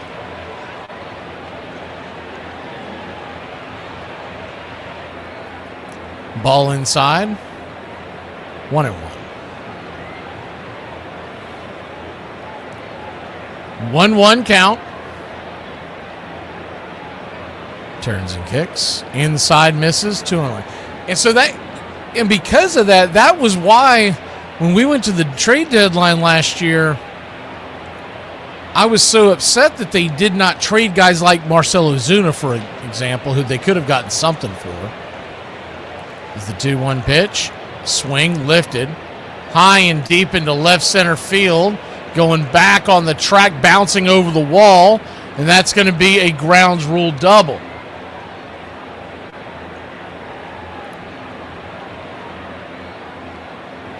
Good hard hit ball there by Blaze Jordan. We saw him struggle a little bit in the Atlanta series defensively at third, but he's got a bat. They had him at first in the first game of the series, and then they put him over to third the last 2 games, and he kicked the ball around a little bit, but offensively, he can swing that stick. But honestly, he's not built like a third baseman. Usually third baseman a little more athletic looking. He looks like a first baseman, to be honest. First pitch drops a strike there at the bottom of the zone. Slider, it's 0-1. But that's why I was so upset. If you remember right there at the deadline, I was like, why the hell didn't we trade guys like Ozuna? Because you're going to get something back. You never know what's going to stick to the wall. The 0-1. Right there. 0-2.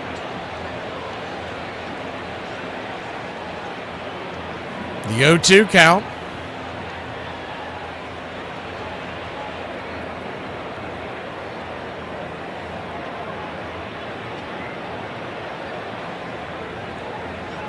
Lefty-righty matchup.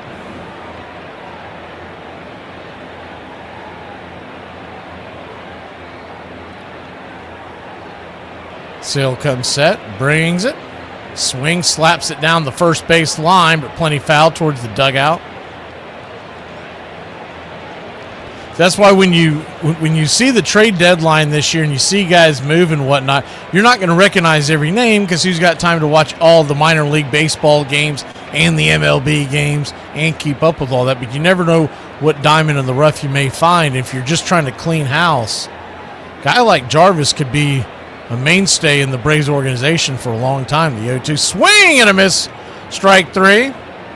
Got him with the high heat, and there's 2 down. For Chris Sale, that was strikeout number 5. I believe his over-under tonight out in the desert was 6.5.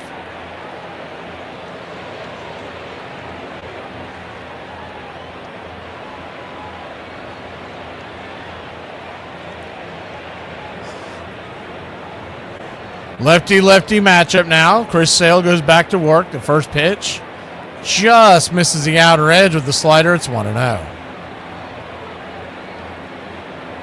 J.J. Weatherholt, the batter.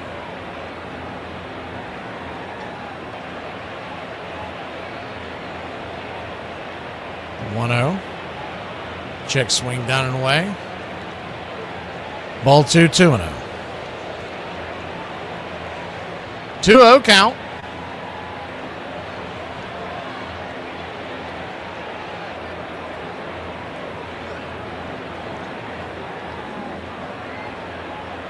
Sale comes set. Turns and fires. Inside. 3-0. Standing on deck is Herrera, the right-handed designated hitter.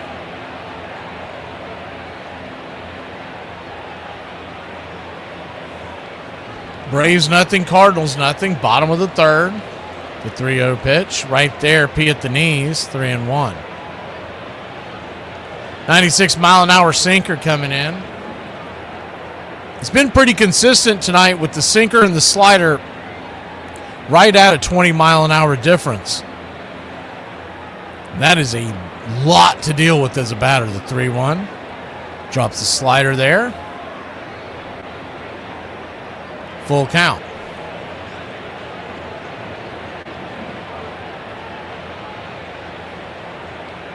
Weatherholt just recently signing his, I like to call them baby bonus deals. Youngster, $112 million contract is the 3-2 outside wide. Ball 4, and he'll head down to first. 2 on, 2 out here for the Cardinals.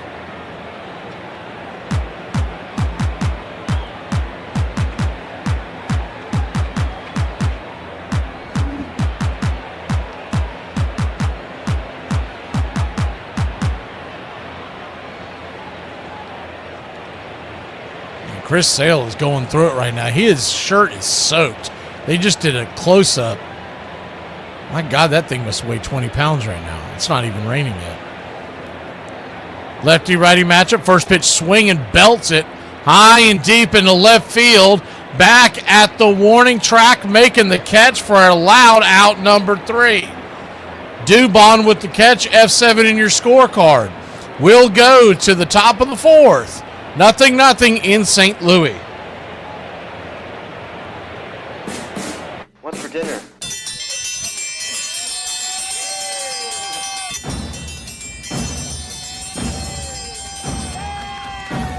Hey, chef, what's for dinner? My favorite. What's for dinner? Get in my belly! Blob, the Blob, Blob Barker, Blob of the Hut, and Rub-a-Dub Chub. What do you want for dinner? I don't care. One large jambalaya, please. Jambalaya? Biggie can't fit through doorway. Oh, this is fantastic. You got my shirt at the Big and Tall shop? When did I make the crossover? I can't feel my hands. You gonna eat your cornbread? It's the wood that makes it good. Oh my God, I'm fatter than the skipper. No and then! And then! No and then! And then! No and then! And then! No and then! And then! I refuse to play your Chinese food mind games. You sure you know what you're doing? Yeah, Chinese food seems kind of complicated. Well, maybe for a less experienced chef. That ketchup? It's just a base. You don't understand cooking. Hey, you know what? I just figured out what I want for dinner. A nice hot bowl of shredded stew. Gazpacho, por favor. Por favor? I'm part Spanish. Adios, muchacho. Maybe you're getting cheese ball syndrome. I love broccoli. It's good for you. Then maybe you'd like to have a piece. Vile weed! Hurry up and munch those fries. We've got to get back to work soon. One large crab bisque to go. You want bread? You're pushing your luck, little man. Huh, you know what? I'm sorry. I've had shredded stew before, and it sure as diddly didn't taste like that. I'll tell you what, a refill on this delicious exotic tea. That's duck sauce. That is good. We're trying to lose weight. Fatty McButterpants. Lay off there, I'm starving. I'm gonna order us some pizza. Little neighborhood joint called Domino's. Domino's? Everybody enjoying the food so far? Oh my God, yes. We're gonna come tomorrow night and every other night for the rest of our lives. Oh, and don't cheap out on the tip. We all know you're loaded now. What's for dinner?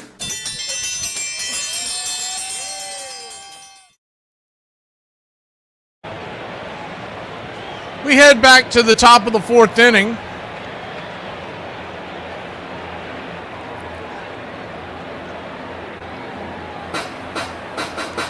Detroit-style cheese pizza might be why Biggie can't fit through the doorway. It's good, though. I ain't gonna lie. It's good. 0-0 your score. We go to the top of the fourth. First pitch on the way to Ozzie Albies. It's bang foul down the line. It's 0-1.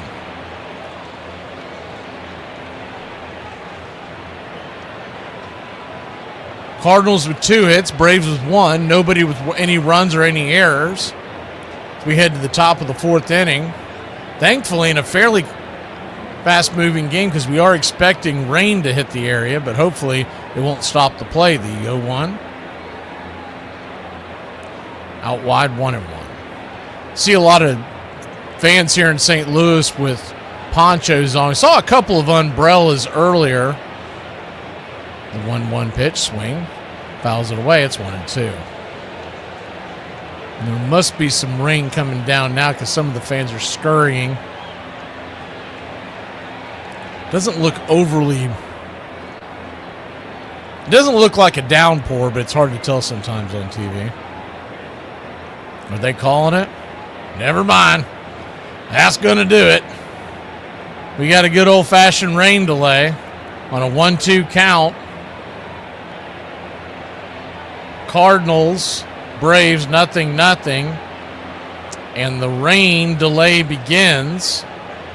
And if this thing goes on too long, you can say goodnight to Chris Sale. That's the biggest issue. Because the Cardinals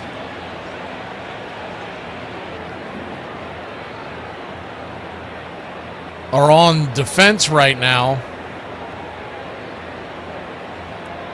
And we are looking at a rain delay. I'm going to try to get some information for y'all real quick before we hit the rain delay once upon a pastime break.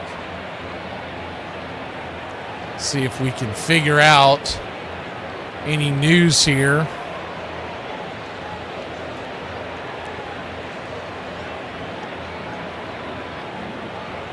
It's really starting to come down now. So this isn't a phony baloney one that they're trying to impose. It just really sucks that it's happening on the day that Chris Sale's pitching. You would have much rather had this happen. J.R. Ritchie's taking over Herson Waldrop on Sunday. You would have rather had that happen then because you don't expect J.R. Ritchie to go very long anyways. Waiting for this guy to update something. He normally updates right after the delays are announced.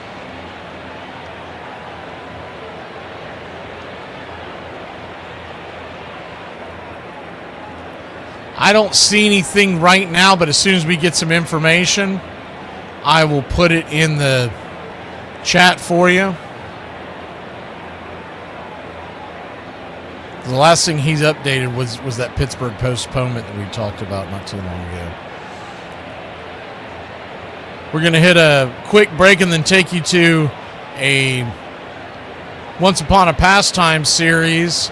Hopefully it's not a terribly long one. It didn't look like it at the beginning of the day, but the radar that I saw not too long ago, it looked condensed, but it looked like it was moving pretty quickly. So let's take a quick break. When we return, Once Upon a Pastime series, and hopefully by then I'll have some information on what's going on here with the rain situation in St. Louis. I got a question. Why the zoos be charging us to look at animals that they kidnap? I've got a woman who I work with who every time she emails me, she marks the email as high priority or high importance. And there's a direct correlation between that behavior of hers and the fact that she's the person that I take the longest to get back to.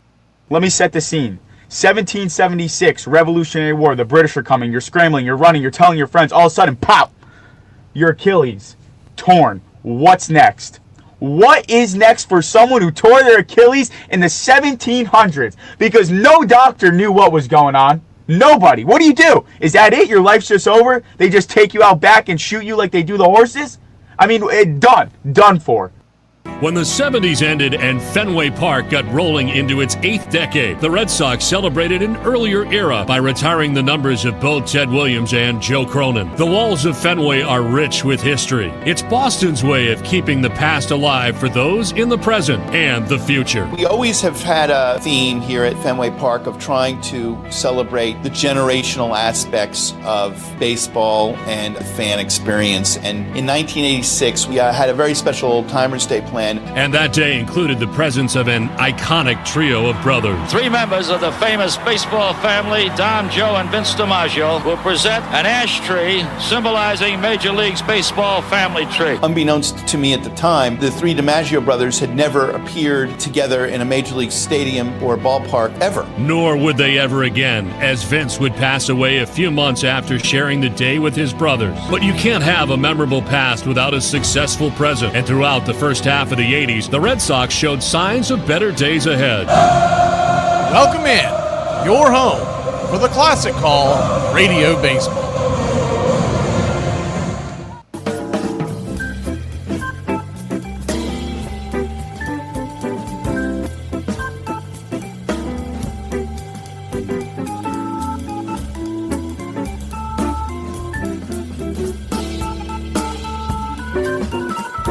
How are y'all doing today? Would say good evening, good morning, but I don't know when you're going to be watching this. Welcome in to our Once Upon a Pastime series. As today, we're calling this Game 1 because we're going to go over the World Series. And I think a lot of folks out there probably don't know the history of the World Series. They might know a little bit about it, but may not know the whole 9 yards, and that's kind of what we're going to do today. We're going to get into the World Series. We're going to get into a lot of things about the World Series. This isn't just going to be some tutorial about who won what game and whatnot. We're going to get into a lot of the stuff, and it's going to be a 7-part series, and we should have a lot of fun with it. But we're going to talk about the different things about the World Series, certain things you may not be aware of. Some things you may know, but we're just going to reinforce them. But I think you're going to learn a lot more than anything else. I think you're going to have a lot of fun. So we look forward to this. Been holding off doing this until this time of the year as the World Series is upon us. So we're going to go ahead and dive into the World Series. And to do that, I do think that we have to take a little bit of almost a backstroke in the fact that we got to go before what happened with the World Series. The World Series took place in 1903, the very first World Series, and it was between the Boston Americans, they later became known as the Boston Red Sox, and the Pittsburgh Pirates. And the Pittsburgh Pirates, Boston Americans, or Red Sox as we know them now, they took on a 9-game series. At the time, it was a 9-game series, and Boston won 5 of those 8 games. They won 5-3 in the series, and they took home the first World Series championship. Now, one of the misnomers about this that I think a lot of folks probably are not aware of, and look, unless you're deep into the baseball history like I have been, why would you know this, right? You got a lot of stuff going on in your life, and you just kind of want to find out who's going to win this year, et cetera, et cetera. But baseball by far has been my favorite of all the sports to cover. And one of the reasons why is because of the history of the sport. Now realize professional baseball essentially started in 1857. 1857, you started getting professional baseball teams. And the most famous, of course, were the Cincinnati Red Stockings that became a full-blown professional baseball team by 1869. Now, one of the things that people get confused about, because you'll hear the language of, well, Cincinnati says that they're the oldest team. The Braves say they're the longest continuous team. What the hell is going on here? The Cincinnati Reds are the oldest team in baseball. The Cincinnati Red Stockings, or Red Legs, excuse me, the Cincinnati Red Legs began playing ball, and they had some of the best players in all of the game at the time for obvious reasons. I mean, they were the first professional team. They were taking on all comers, and they were really a barnstorming team because there wasn't a real league when the Reds first started playing ball. There wasn't an actual league for them to dive into, because when you're the first, you do a lot of barnstorming tours, and what they were doing was they were going from town to town. They were hosting a lot of games, but they were going from town to town, taking on all comers. And the Cincinnati Reds started playing in 1869. And they then had a long winning streak of 131 games. And it came to an end. And because that winning streak came to an end, the fanfare fell off. The fans that were out there, and I guess you could call this, if you want to look for something, Cincinnati Red fans in the late 1800s were your very first bandwagon fans. They were going out watching games, watching them beat teams, usually by big amounts. And there was finally a game played in New York where they went into the very first extra inning game. And what could have been called a tie, they decided that they were going to go ahead and try something new, extra innings. And that extra innings team, that team that went to extra innings, ended up losing the ball game to the New York squad that they were playing that day. And the news got back, and the next thing you know, everybody's off the bandwagon. And they quickly disbanded the team shortly after that because fans weren't coming out to the game. It wasn't until you got real structure in Major League Baseball that we know it today. The real structure began in the early 1870s. And we had a league called the National Association of Professional Baseball Players, the NAPBP. It was shortened for most people, just referred it to the NA, the National Association. And what they did was they came about and they won over the hearts of a lot of fans out there because you were having professional games. They were playing very regularly at the time. And on top of that, there were rivalries starting to be born. Fans were coming back out. And so Cincinnati started their team back up at that time period. So that's why there is a break in the action of when the Reds shut it down and then they come back. But along this timeline, the Atlanta Braves start playing their entire history begins during this time period. And the Atlanta Braves at the time were in Boston. And they begin playing ball in 1871. And in 1871, the Atlanta Braves come in and they are, at the time, they don't change to the name of the Boston Braves until much later. But at the time, this team was known as the Boston Red Stockings, and it confuses the hell out of everybody, rightfully so, because you've got the Boston Red Sox, who were being called off a number of different names. We won't get into that today.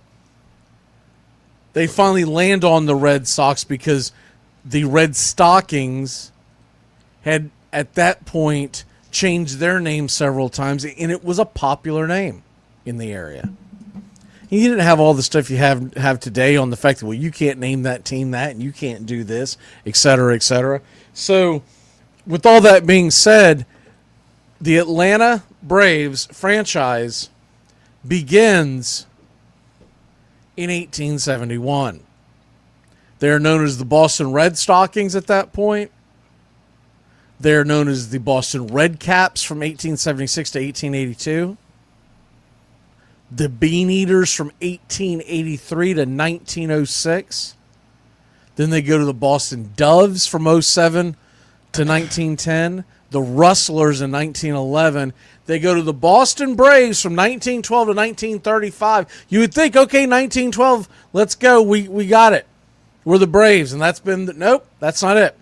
From 1936 to 1940, 5 seasons, they become known as the Boston Bees. And then they go back to the Boston Braves in 1941 and have been the Braves franchise ever since.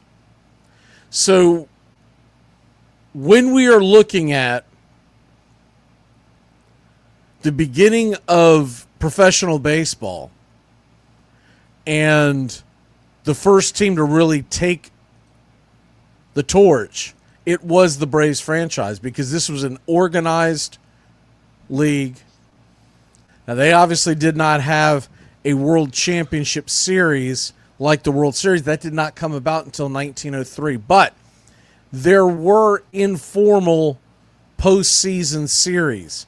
They never crowned a champion through these series. They were really more looked upon as exhibitions.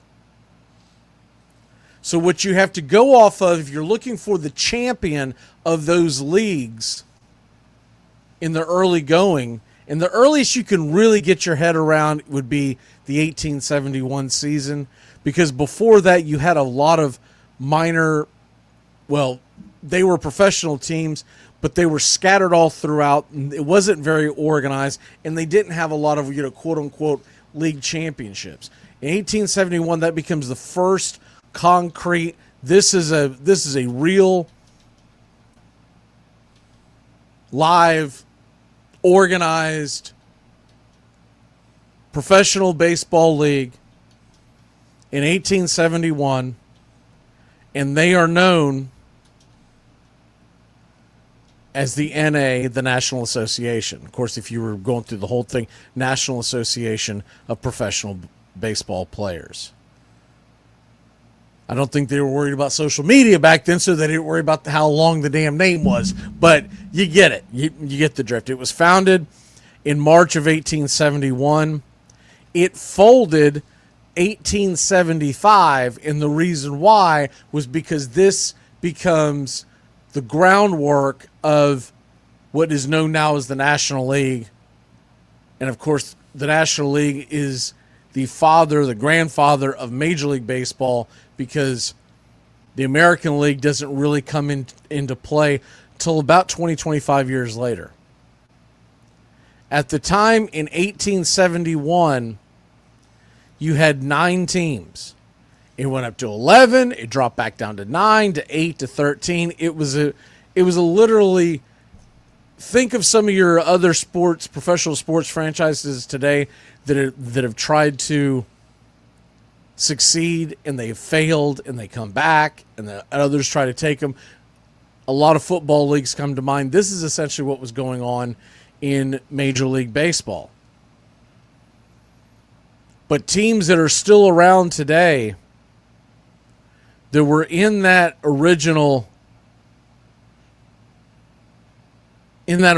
group of the National Association of Professional Baseball Players, teams like the Braves, teams like, they were called the White Stockings, another confusing thing here. They're called the White Stockings, but they were eventually the Chicago Cubs. The Athletics, Philadelphia Athletics, were in this league. Later on in the 1880s, the Philadelphia Phillies show up. You've got the New York Giants that are obviously become the San Francisco Giants. You have the Brooklyn Bridegrooms that eventually become the Brooklyn Dodgers, Los Angeles Dodgers. So when you're talking about the teams that were in these leagues, you're basically talking about the foundation of what we know as professional sports today. Because the National League is the oldest professional sports league there is. And so everything that, and it doesn't matter if someone thinks that their sport is superior to baseball. We all know, first of all, we all know that's not true. But second of all, it doesn't matter what they believe to be true on that end. The fact of the matter is, everything that you can think of, whether it's professional sports, even college sports, it was all born off the idea of what baseball was doing.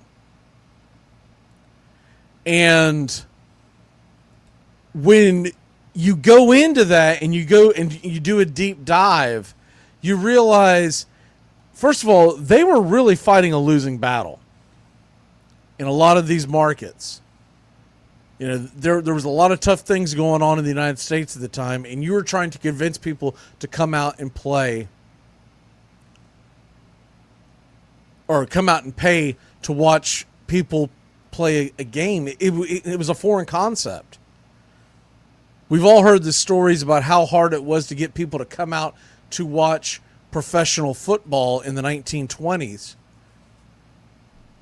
Well, imagine how difficult it was to get people to come out and pay for professional baseball in the 1880s, 1870s, 1890s, and beyond. There's all kinds of accounts, and I love them when you hear these quotes of people talking about how absurd it is that anyone would pay for a game, that anybody. There were several leagues that stood by their honor of, we will never take a dime. Now, those leagues obviously folded, but this is what we have in what is now Major League Baseball. It was the NA, and then of course the NL, and then they brought in the American League. And so, taking a quick look at the NA, there were 5 years in the NA, 1871 through 1875.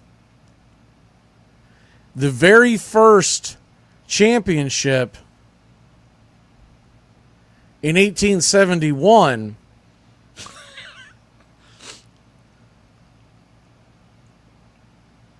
and you got to realize something. These teams were having, I mean, you talk about awful, and I mean just awful conditions. Not just where the games were played, but think about having to actually go and travel. But the very first championship of the National Association, is we'll just call it the NA, were the Philadelphia Athletics. And the Philadelphia Athletics, and that name changed back and forth, and they disbanded and came back, et cetera, et cetera. But the Philadelphia Athletics won the very first championship. After that, and at the time, they went off of not winning percentage, but how many games you won. Some teams played many more games than the other. But going back and looking over it, there was never a situation until they changed the rules, which I believe was 1883, that they changed the rules that they would go by winning percentage. That was the first time that was introduced. There was never a time that a champion would have been a champion because of winning percentage. It came up in a debate because the previous year, a team that finished fourth should have been second off a winning percentage. And that's the whole reason why it came about. Now luckily, they had enough sense, and really it was just bragging rights at that point.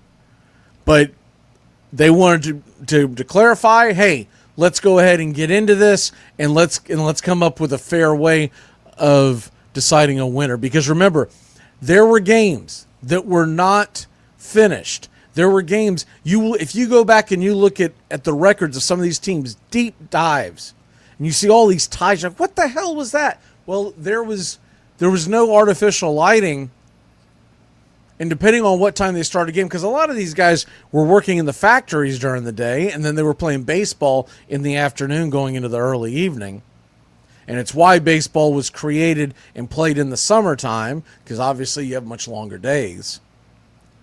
But there were a lot of games that were played back then that would end in a tie, and you didn't have a situation where they called someone the winner after X amount of innings.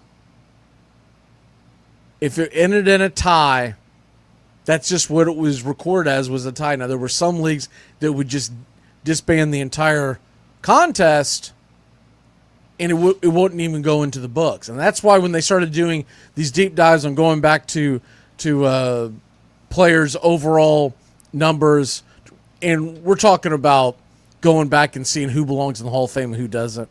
We're talking about guys that are going to be coming in from the 1880s and whatnot. They had to go back and do a lot of deep dives because a lot of these games were not being counted. So, of those 5 seasons, 1871, 72, 73, 74, and 75, five seasons were played in the National Association that essentially was the grandfather of the National League. Philadelphia wins the first one, the Athletics, not the Phillies. Phillies start playing ball in 1883. The Atlanta Braves organization, which at the time was the Boston Red Stockings, they won 1872, 73, 74, and 75. And the team that was looked upon as arguably the best of that group, because you had a lot of different teams back then that, first of all, there was a lot of different arguments on which league was best. But by the time you get to the National Association, it was looked upon as by far the best team. And if you want to look at the teams at that time of who was the best, I think you have to take a real hard look at the 1875 team right before they go into the National League. That team went 71-8-3, an .899 winning percentage, something that would never be even considered nowadays, right? But 1875, 71-8-3. That's the team. And if you're wondering, okay, well, how many players that played in that league were really elite? There were 8 Hall of Famers that played in the National Association. You had guys, and even the most modest of baseball fans, I won't even say have to be an historian.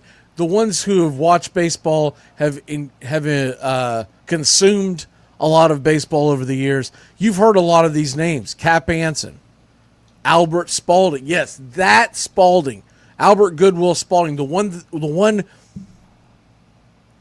where you see the name printed on the balls and the gloves. That Spalding was in this league.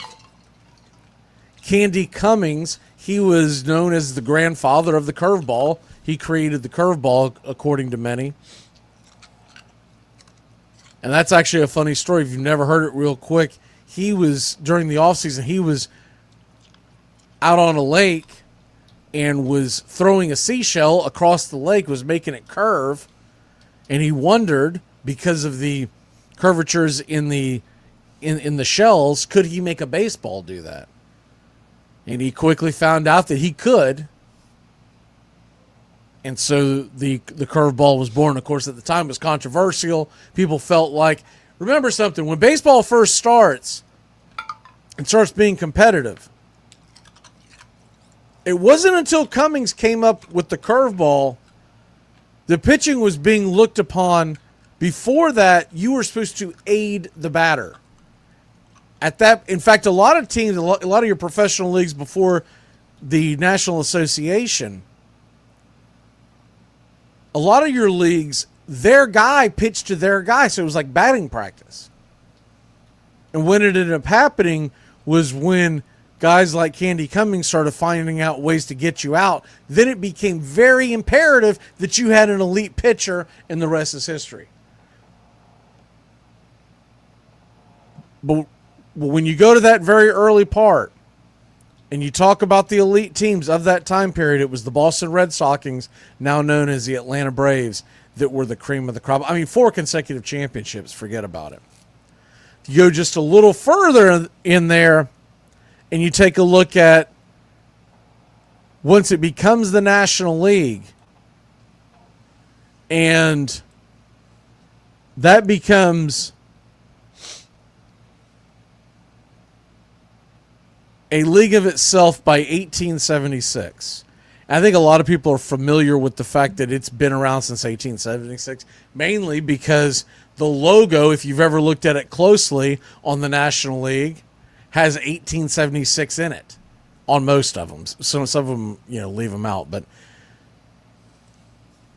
there are currently 15 teams in the National League. But it was founded in 1875, and essentially what they were trying to do when they built the National League in 1876, they were trying to have strong owners, and they wanted a low entry fee for each club with the incentive to stay in the league, because what they did not want is what happened in the National Association, along with a couple of other leagues that never really came to the forefront, is they had a lot of teams that were having a team 1 year and then they were dipping out. That's not what the National League wanted. In fact, they had an entry fee at the time. Think about this. You could have bought your own National League team at the very beginning for $10. Now, you would have also had to have paid your salaries, et cetera, but $10 was the entry fee. But the one thing that they wanted all these businessmen to be involved in, guys like William Hubert of the Chicago White Stockings, later known as the Cubs, guys like Harry Wright and George Wright. Those were other guys that were in the National Association associated with the Red Stockings.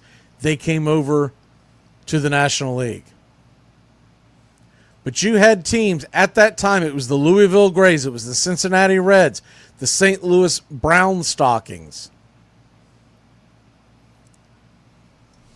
the New York Mutuals, the Hartford Dark Blues, Boston Red Stockings, Philadelphia Athletics, and the Chicago White Stockings. Those were your original teams. And when you look at the champions of those leagues, as we get closer to talking about what we're here to talk about, the World Series, the Braves organization, the Red Stockings, they win the National League pennant in 1877, 78, 83, 91, 92, 93, 97, 1897, 1898, a total of 8. So by the time we hit the 20th century, what is now known as the Atlanta Braves organization, they had 12 world championships. They will go on to win 4 more.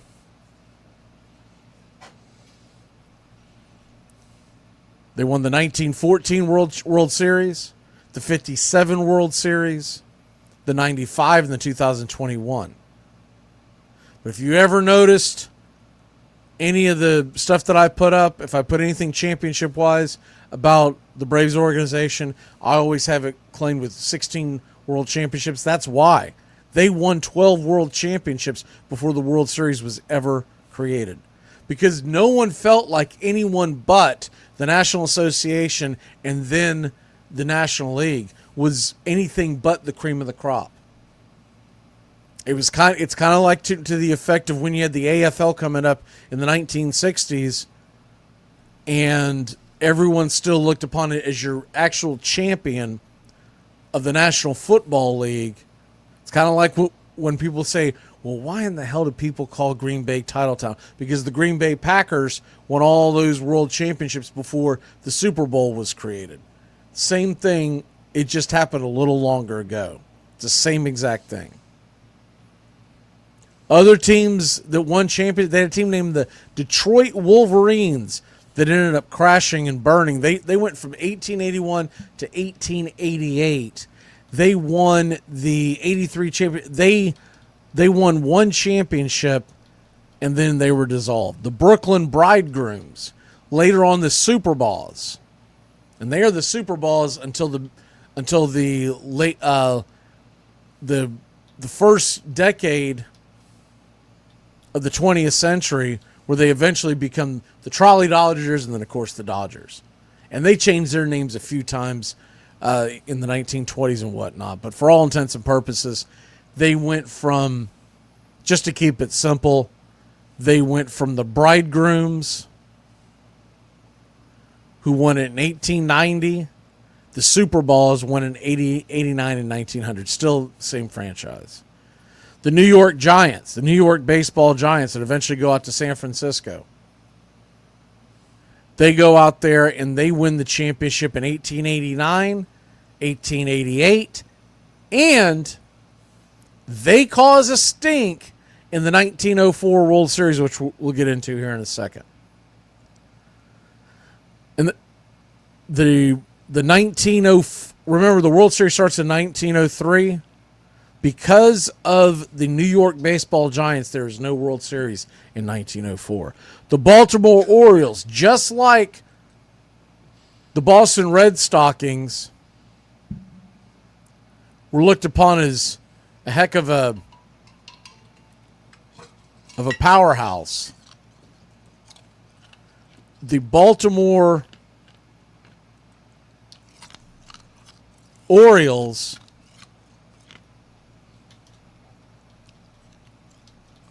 they win the championship from 1894, 1895, and 1896. And there's something else interesting about the Baltimore Orioles. First of all, John McGraw plays for the Baltimore Orioles. And John McGraw later on would have such a big rivalry with the American League, because he left the Orioles to go to the American League, then got kicked out of the American League, fighting with their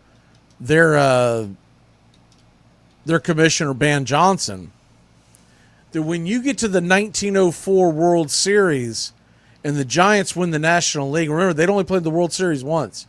He didn't look at them being worthy of playing the New York Giants, so he decided that his team was not going to play. The following year, they win the pennant again, and his owner forces him to play because there was so much money involved comparatively at the time. And the players were ticked off.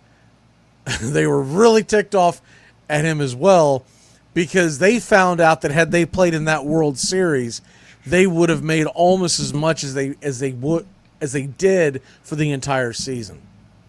So obviously, always follow the money when it comes to this kind of stuff. But when you look at the Baltimore Orioles of that time, not only were they very dominant in winning the championship, if you've ever heard the term the Baltimore chop, and most people have, and they know what it means. It means you smack the ball on the ground, it goes high, and you try to beat it out to first. Now, in today's baseball, the Baltimore chop is pretty much looked upon as a goofy thing that happens. There were some attempts in the 1970s and 1980s to make it a part of the game plan, but they never could quite get it back to where it was in the 1800s, 1890s. But there were some attempts to use the AstroTurf, the artificial turf, to do the Baltimore chop. But now pitchers nowadays, because the velocity and the movement on the ball, it's very difficult to do this. But what they were doing, and this was not, they didn't come up with the term Baltimore chop because, oh, by the way, they just happened to hit a lot of balls off the ground high in the air. It was an actual strategy. And they were going up, slamming the bat over the ball and popping it up. And a lot of these fields were really hard. Some of them were, you barely had any dirt on it at all. So you were almost playing on concrete. And that ball would bounce and it would go high in the air. And by the time the thing came down, everybody was safe. And the Baltimore Orioles of the 1890s, that was actually what they were known for. They had several batsmen that were actually very good at it. And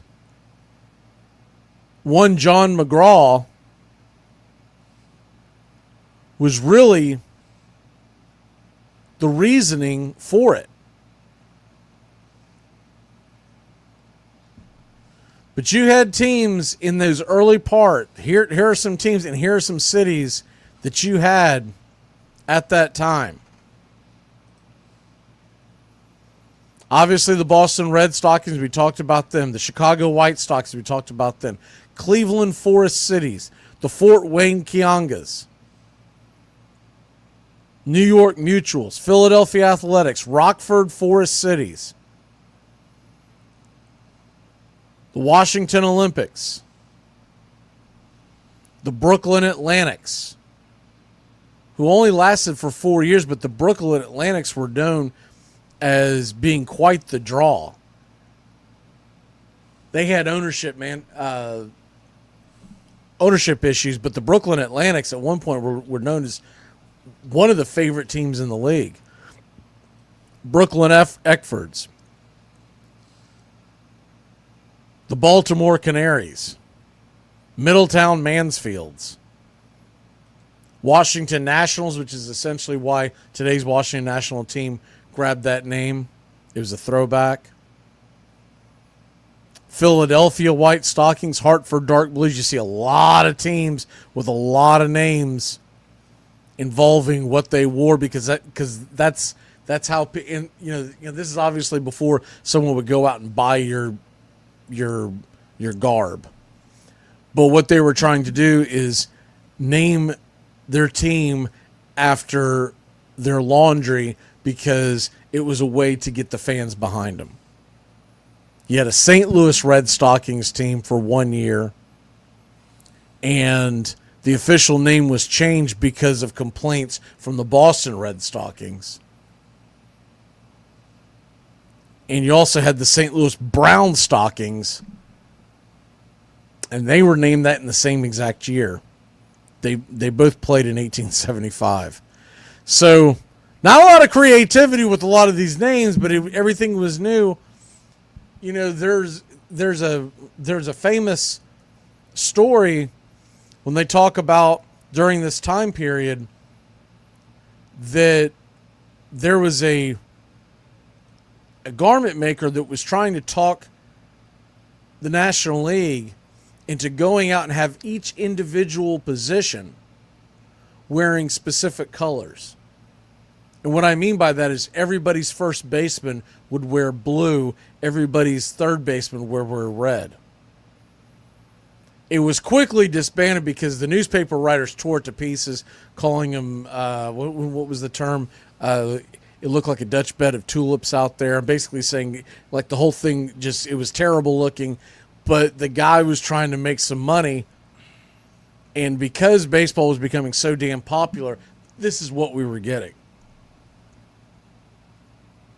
So we get through the 19th century. Baseball is becoming extremely popular. The American League pops up. They've been going strong for a few years, and they've started to poach players, and there was nothing stopping them. And for a very small period of time, the players had the power. And they would go, and of course, later on we go through all the contract issues that we've dealt with in professional sports for years and years and years. But you can imagine there was a little bit of a, I can go over here and make more money. Why the hell am I staying here with you? And they would bolt. And then the next season, they would go right back because they were offered more money. And this was happening in the middle of seasons.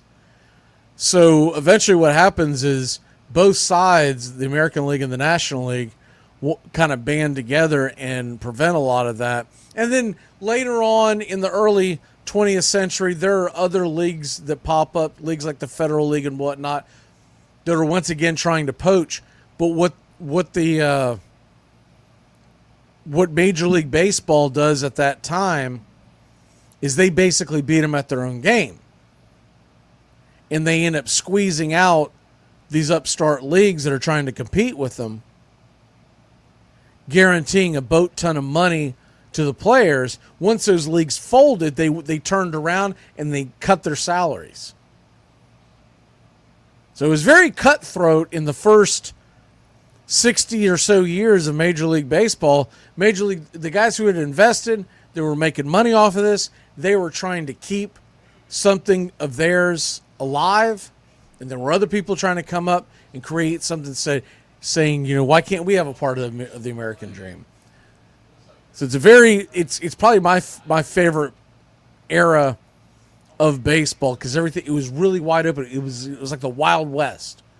You never knew what the hell was going to go on. You never know who was going to bounce from one team to another. And then some players were getting banned for doing it, and some players were jumping back and forth with nothing happening to them.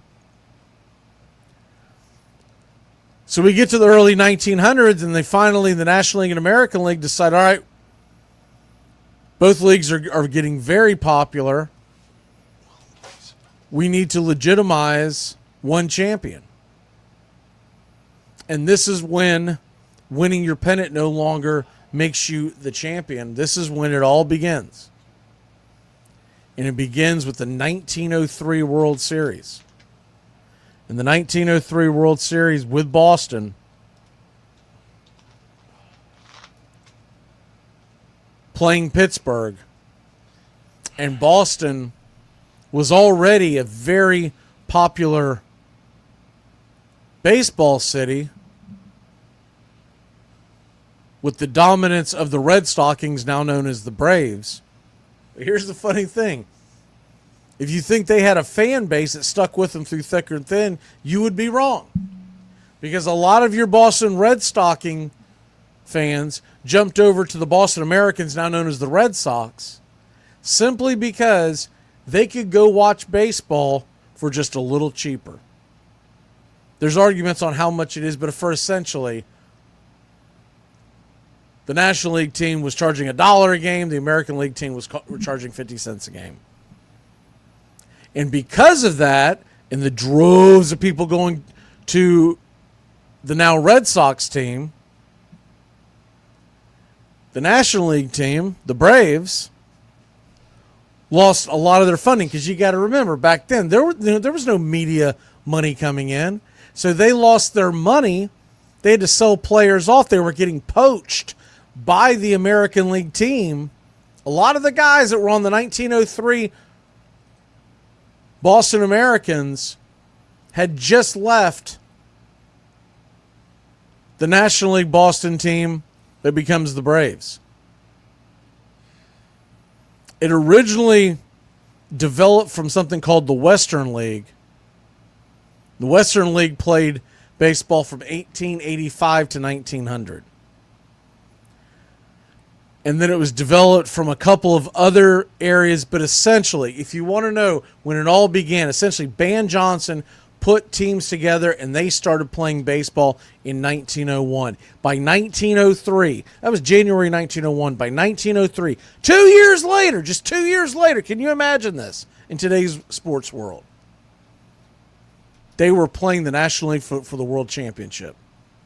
That is literally the equivalent of some random professional, whether you USFL, XFL, whatever. And in 2 seasons, all of a sudden you're grabbing their champion to play the Super Bowl champion for all the marbles. So it's pretty impressive what the American League did in that very short time period. Van Johnson was a controversial figure, but no matter how you look at him, some of the stuff that he did against the players and whatnot, Van Johnson built that damn team, built that league. And you get to the 1903 World Series. You get the Boston Championship, and then we talked about it real quick, and I'll just dive back into it real quick. The 1904 World Series is never played.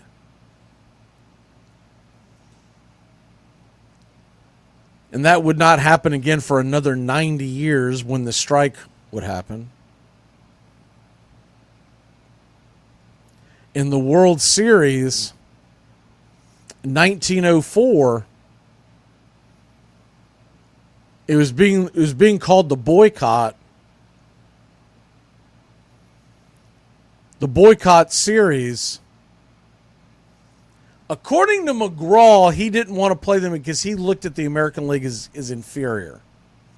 But everybody knows it was because he held sour grapes against Van Johnson in the American League, which he had just came from.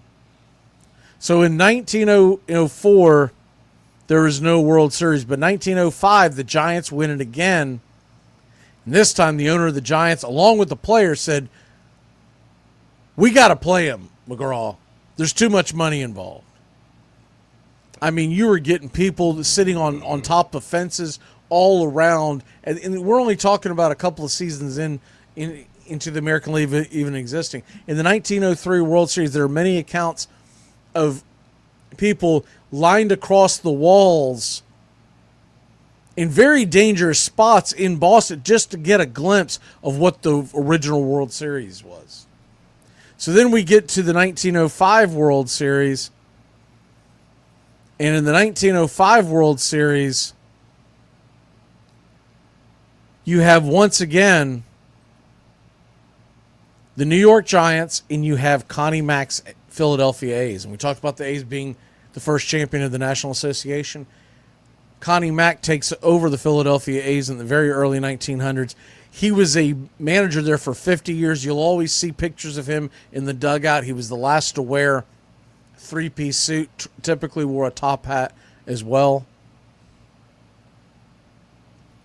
And he was known as a great baseball mind. You know all these spray charts and all these different charts that they have nowadays, from no matter who you want to take your information from, but all the fan graphs and whatnot. According to folks that played with and played against Connie Mack of those days, Connie Mack was doing the same damn thing back then, but it was all in his head. So obviously he didn't have a computer. But he would take notes and jot them down. And they said that, and this is something you don't even see today. He had a sign set up on the bench, and he was directing his defense where to stand, infield and outfield, pitch by pitch. Now, we all know that Connie Mack has the most wins in the history of baseball. He also has the most losses. One of the reasons why his teams never sustained wins, Connie Mack was also part owner. And what he found out was usually it was better to have a team that was middle of the pack, to sell them off. And he would make more money just because of the way it was set up back then financially, than if he had a team that was really good or a team that was really bad. So he started off a lot of seasons Now, he had great success. He won World Series. He won pennants. Don't get me wrong. But he had some seasons where they were playing very well, and all of a sudden they were selling them off. And he did this a few times. He sold his teams off to teams like the Boston Red Sox. He sold them off to the Highlanders. He sold them off to the Braves at one point. But he is in the second World Series, and it's the New York Giants. And Connie Mack's New York Giants go out there and win 4-1. And you know he had to feel like that he had to go out there and win that World Series. Because if you're going to say someone's inferior to you, you better win it all. By the way, that Giants team won 105 games that year, lost 48. That Giants team went out, and at the time, they had the Christian gentleman,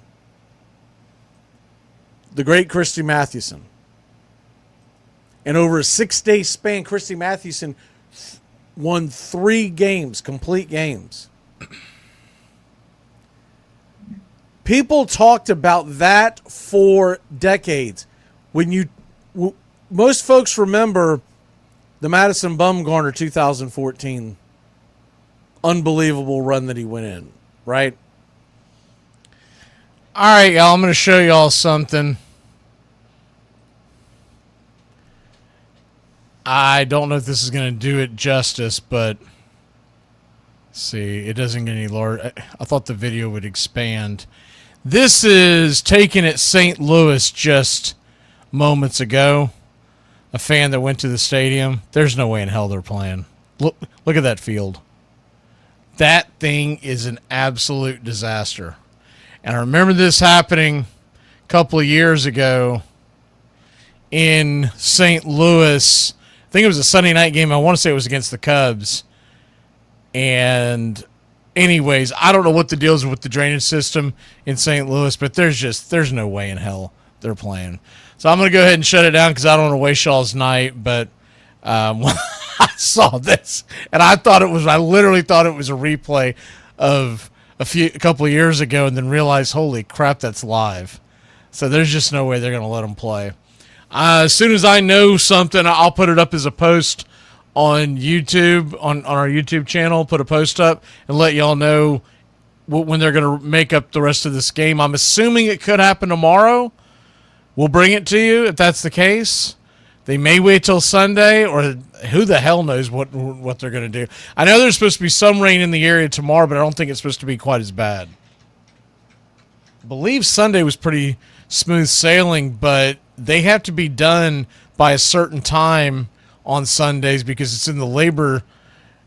It's in the CBA because heading to the All-Star break, you have to be done by a certain time. You can't start a game late, I guess is my point, because they have to be able to go to not just the game itself, but they also have to be able to get their allotted days off. So, sucks, but I don't want to keep wasting y'all's night, and I know y'all got a lot of stuff to do, and it's a Friday night and everything like that. So I didn't want to keep dangling that carrot. But we'll see you tomorrow. It sucks. It really sucks because it's Chris Sale Day, and looking at that weather and looking at everything that was being projected, I don't understand why you didn't push back Chris Sale's start and let somebody else go tonight. They could have had a couple things. One of the things they could have done is just an old-fashioned bullpen game, knowing that this was going to happen. And then if the rain did disappear, that they could have already brought someone in to do the long haul. But anyways, we'll see you tomorrow, and I'm assuming we get a doubleheader tomorrow, but it may end up on Sunday. Who knows?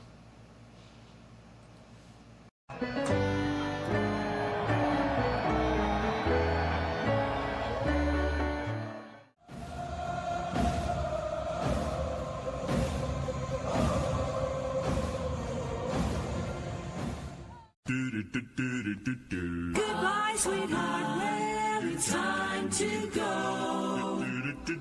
We're back tomorrow with another show. Well, unless we're fired, we'll talk to you then. Goodbye, sweetheart. Goodbye. Goodbye. Guys and gals, it's time to go. We'll see you on the next show. Same bat time, same bat channel. It's closing time, y'all. You don't have to go home, but you can't stay here. Have a great one. On your way out, please like and subscribe, and don't forget to tip your favorite bartender. We'll see you. I'm Mac McGee, signing off for Braves Country Radio.